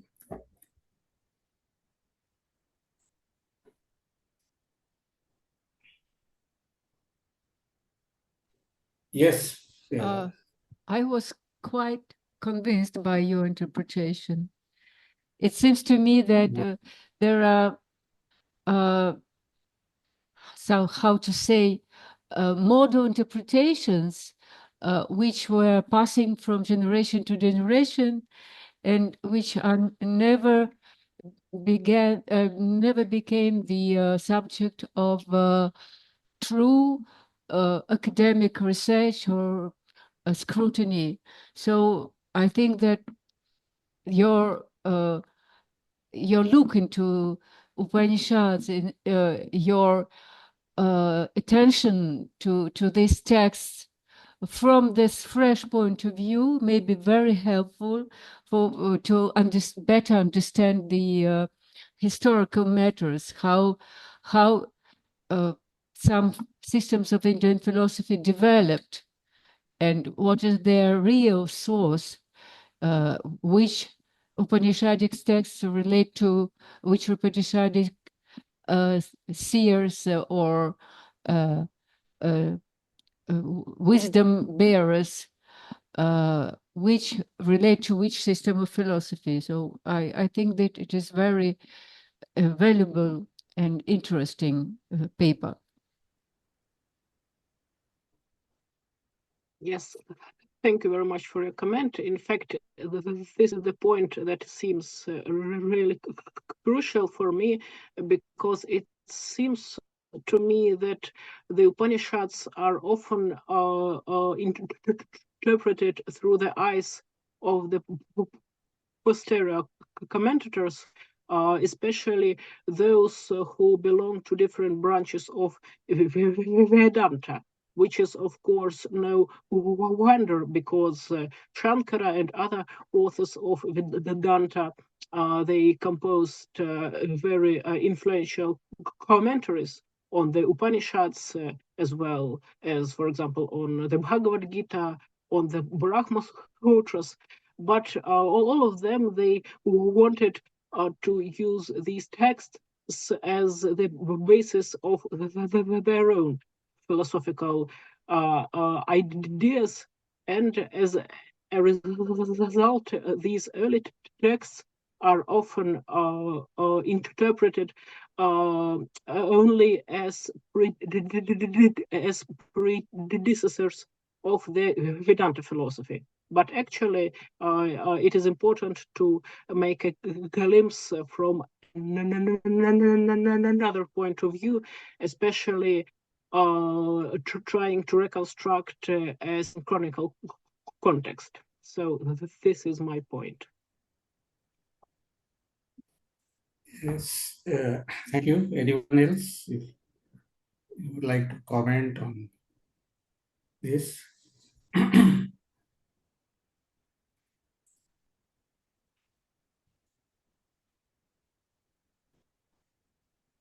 Yes, Mishra ji, have you any comment on this? No, sir. No. No comments. Okay, so with this, we now approach the last paper in the session, and that will be by Professor Satchidananda Mishra. He will be speaking on Charvaka, the contemporary relevance of Charvaka philosophy. Actually, recently he has written a Sanskrit work on Charvaka philosophy, and also he has himself commented on it with Professor Mishra to his presentation. Thank you. Yes. Namaste, everybody. I am grateful to Professor Pradeep Gokhale and Professor Victoria and all other persons who are associated with this institute for giving me this opportunity to present my ideas on contemporary relevance of Charvaka philosophy. The topic is suggested by Professor Pradeep Gokhale, sir, because I was a little bit confused what to choose my topic to present my thoughts. And he suggested that recently you published a book on Charvaka philosophy, Nava Charvaka Karikavali. So it will be opportune to present some ideas on contemporary relevance of Charvaka philosophy. Here, the point must be kept into consideration. Why do we take into consideration contemporary time? Why talk about contemporary time? And what is the importance of contemporary time? And why Charvaka philosophy is relevant to this time? We all know that in Indian philosophical tradition, the most neglected philosophy is Charvaka philosophy.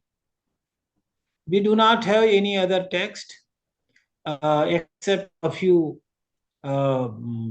sutras which are available by the name Barhaspatya Subrihaspati Sutra. And we find only a few statements regarding Charvak philosophy. We find only a caricature of Charvak philosophy. When Madhavacharya writes a book, Sarvadarshan Sangraha, he takes only 2-3 pages to conclude Charvak philosophy in a very hasty manner, without giving a proper treating to this philosophy, proper treatment to this philosophy. And other philosophies also, in other texts also, we do not find so much mention of Charvak philosophy. Even Jayanta Bhatta gives the impression of Charvak philosophy, saying, "Na lokayate kinchit kartavyamupodishyate, nahi lokayate kinchit kartavyamupodishyate, vaitandika kathayvayam na punah kaschid agamaha." He says, Jayanta Bhatta, that in Charvak philosophy there is no mention of any action, what to do and what not to do, what is how we should behave, how we should act. So there is no mention of it, and therefore it is not a kind of philosophy, it is only a Vaitandika Katha. Vaitandika Katha means where Swapaksha Sthapana Hina Vadaha, Hina Viva Katha, Vaitandika Katha, where we do not present our own views but only reject the opponent's view. That debate is called a Katha. So Jayanta Bhatta says that it is actually a kind of Vaitandika Katha, that this is to say it is only the destructive use of philosophy. You are only destructing the opponent's view, you are not presenting your ideas, your thoughts. Therefore, this philosophy is nothing but only a rejection of other philosophies. So, in this way, Charvak philosophy is presented by Jayanta Bhatta. And other philosophies also are very casual in treatment of Charvak philosophy. But one point is always to be remembered, that every philosophy takes Charvak philosophy as a kind of Purva Paksha. Nowhere in Indian philosophical tradition, Charvak is as Siddhanta Paksha. And as this philosophy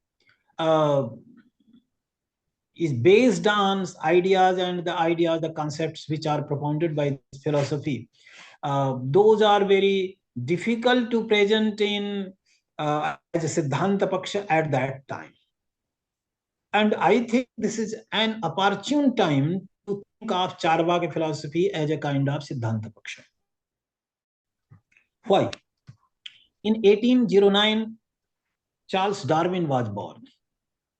And in 1856, Sigmund Freud was born. And their contribution to thoughts, to psychology, to science, and to biology is so much important, so much relevant. Even today, no medication can be studied without taking into consideration Charles Darwin's idea of evolution, Charles Darwin's evolution theory. Secondly, nowadays, at present time, we are moving to rise of artificial intelligence. And I think in Indian philosophical tradition, the first philosophy which propounded artificial intelligence, that is Charvak philosophy. Because according to Charvak, every intelligence is actually artificial. Every consciousness is artificial because it is a product of amalgamation of product of an amalgamation of different padarthas, different tattvas. So it has no separate existence, but it is a kind of production of jada tattvas, inert tattvas. Therefore, we have so many studies which can give us some important ideas, and we can think of those points. Therefore, contemporary relevance of Charvak thought, Charvak philosophy can be rediscovered, can be thought over it. Therefore, I think this is the time to think of Charvaka philosophy as a kind of Siddhanta Paksha, and that I did in my book, Navacharvaka Karikavali. I tried to reject ideas, the arguments which were propounded by Nayayikas when they are rejecting that consciousness is not the property of body.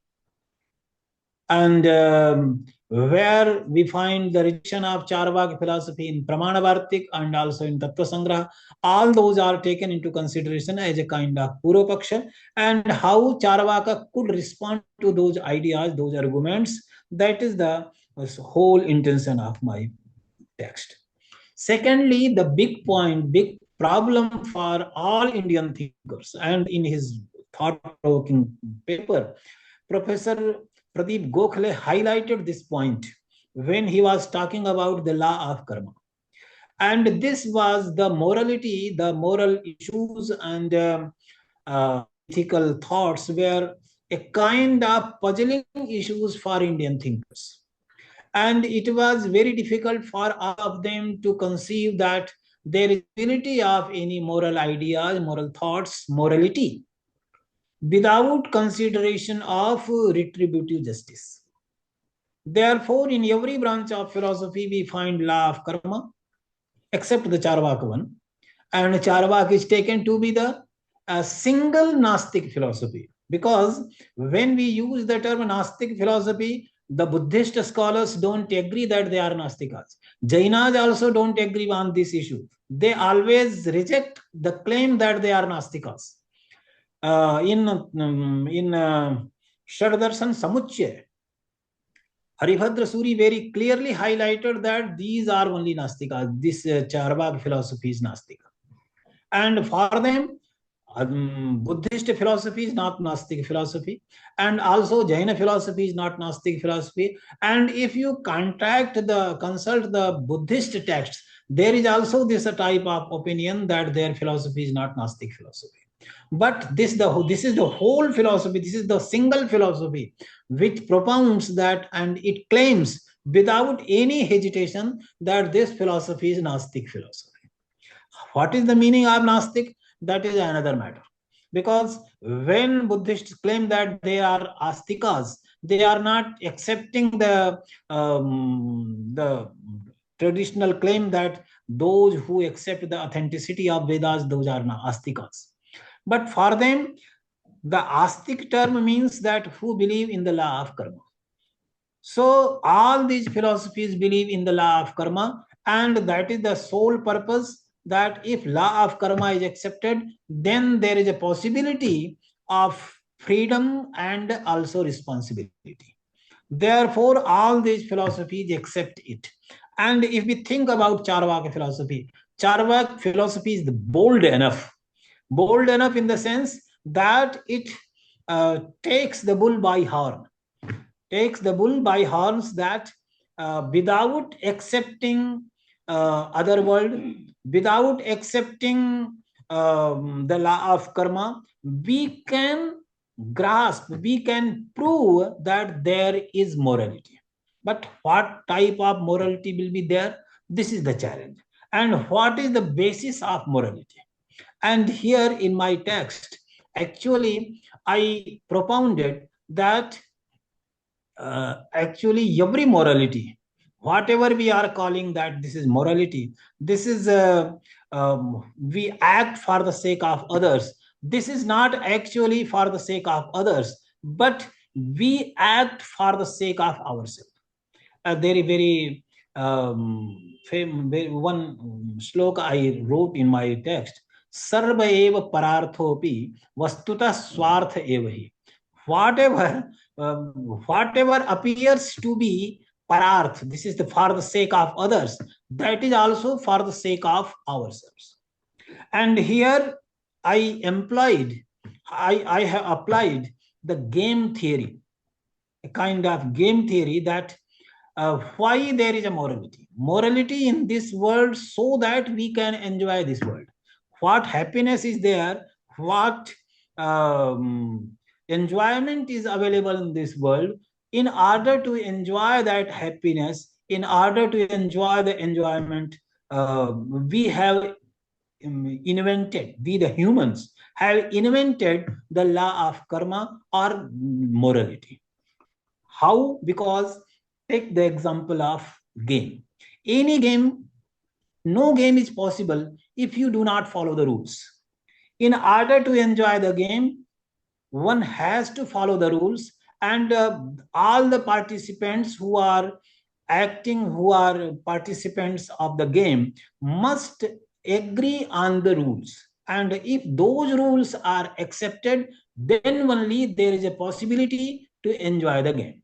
In the same way, in this world, because according to Charvak, why this philosophy is called Lokayat, and I think Professor Pradeep Gokhale has also highlighted this point in his book, which is published by Oxford University Press, that Lokayat actually means the world which is perceptible world, which is limited by this perceptual world. So this meaning is very much acceptable to, and this is the actually essence of Charvaka philosophy, that whatever is there, we could accept. And in my book, I also argued that Charvaka could accept inference.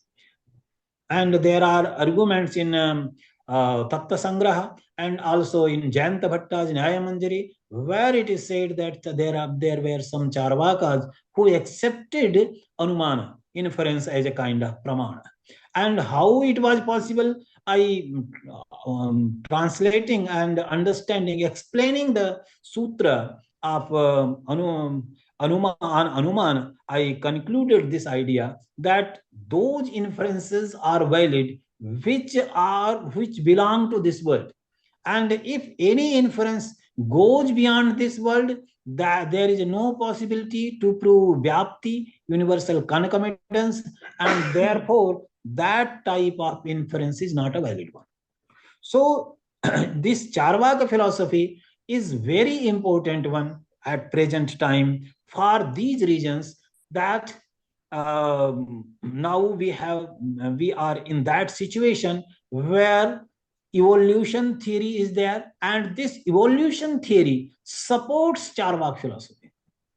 It doesn't support Sankhya philosophy. However, there is evolution in Sankhya philosophy also, but Charles Darwin's evolution theory doesn't support Sankhya philosophy, for the simple reason that in true sense, Sankhya philosophy is not following the evolution.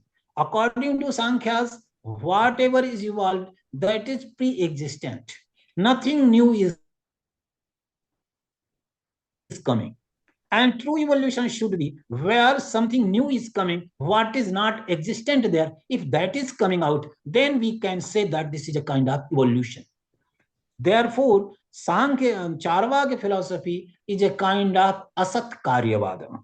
What is not existent earlier, that is produced because what is coming out, this is actually product of a collection. Product of a collection. In Sankhya philosophy, there is nothing which is a product of a collection, because there is only one reality which is producing other things. Prakriti is there, and from Prakriti, every Vrikriti follows. Everything is coming from that Prakriti. But here, there is plurality of things, and from that plurality of things, and here there could be a question, how could you prove that there is a plurality of things? The Charvaka would not answer to this question. He would say that this is given to us through perception. What we perceive, accordingly we formulate. And we perceive that there are so many examples where Kenvadibhyo Madhusaktivat, because there are a few things, and if those are put together and thereafter something new, something afresh which was not existent earlier comes into existence. So in the same way, consciousness comes into existence. So consciousness is coming into existence from a collection of things, and here you can you can find that Darwin is there to support the Charvaka claim. And then also Sigmund Freud is also there to support the Charvaka claim. And again, there is an invent of this artificial intelligence.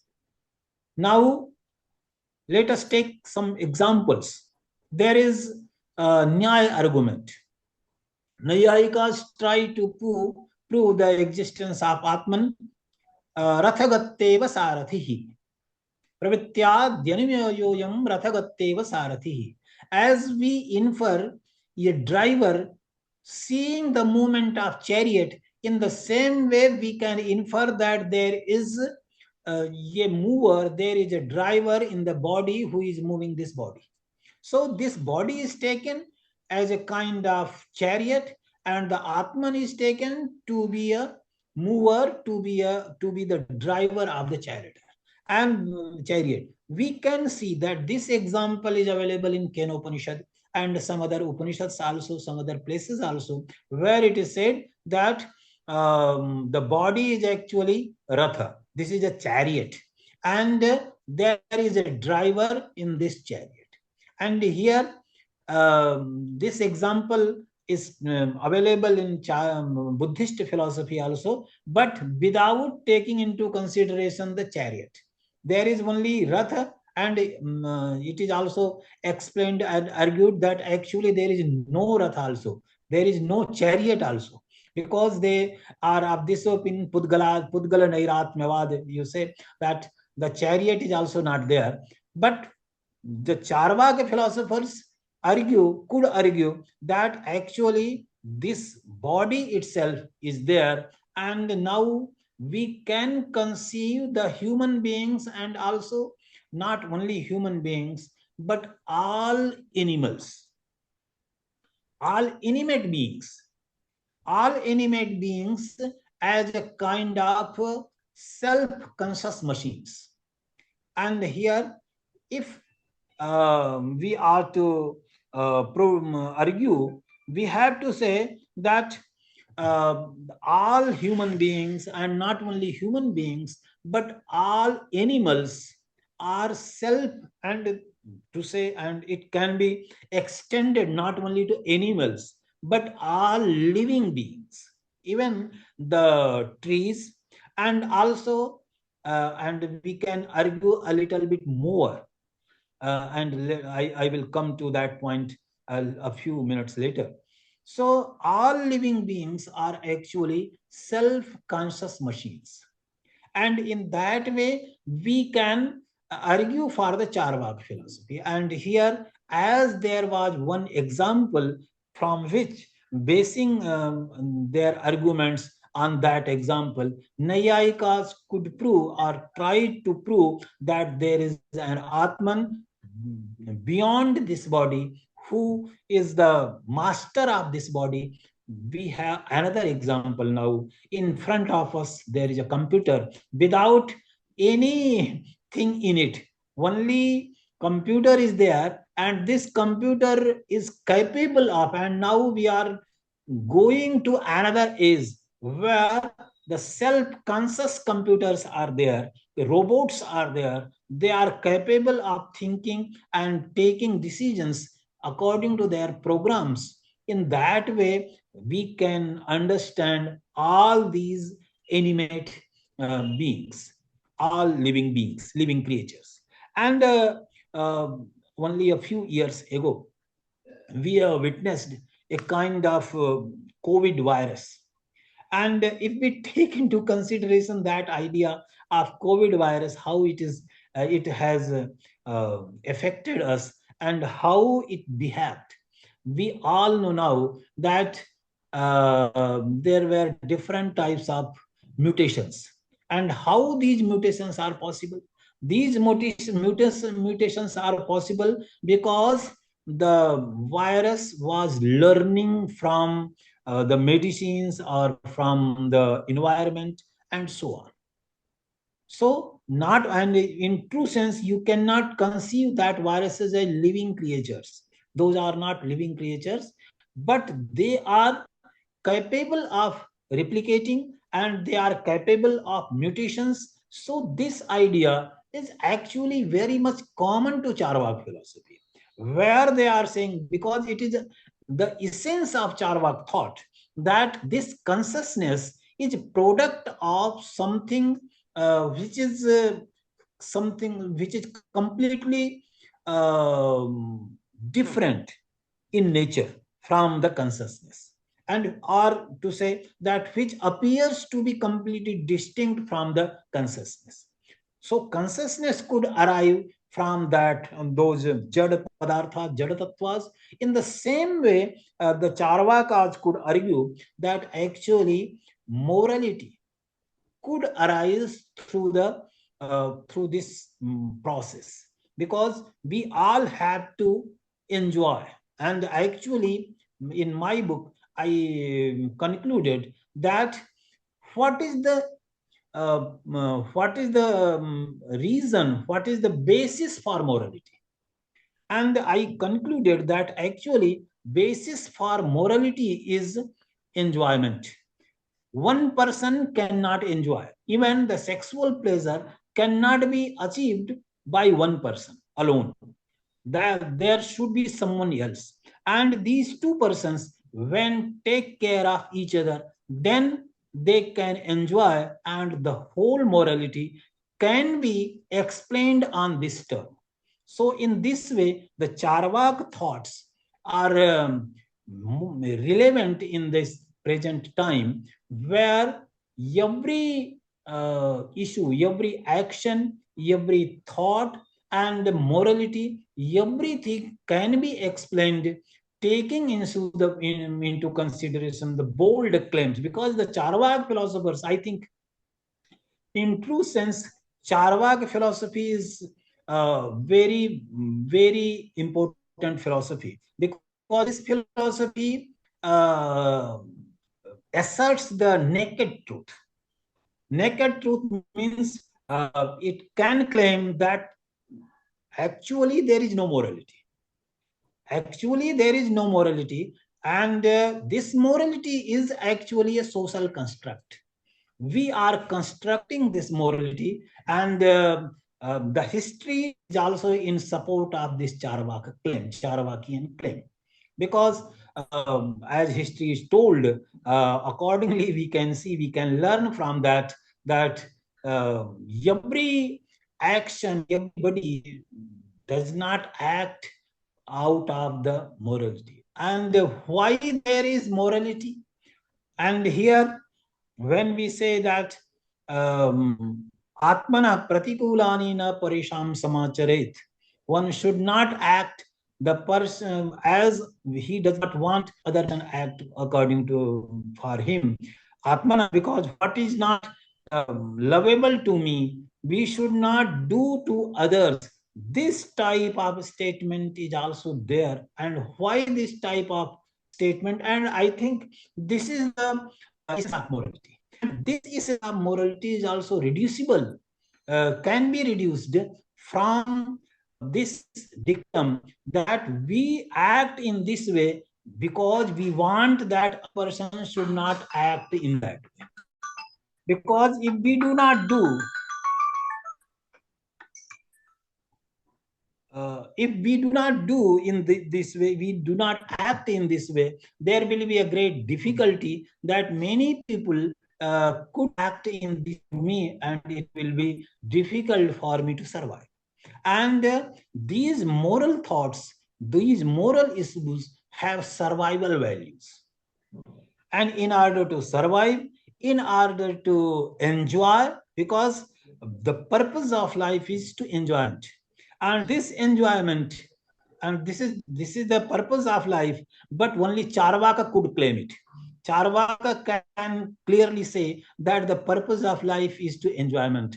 All other philosophies try to claim that purpose of life is not enjoyment, rather beyond this life, the moksha, liberation, or nirvana, whatever you call, that is actually the highest goal of life. And in that way, they package it differently and present it differently. However, Charvaka could claim and could present the idea in a bold way that the purpose of life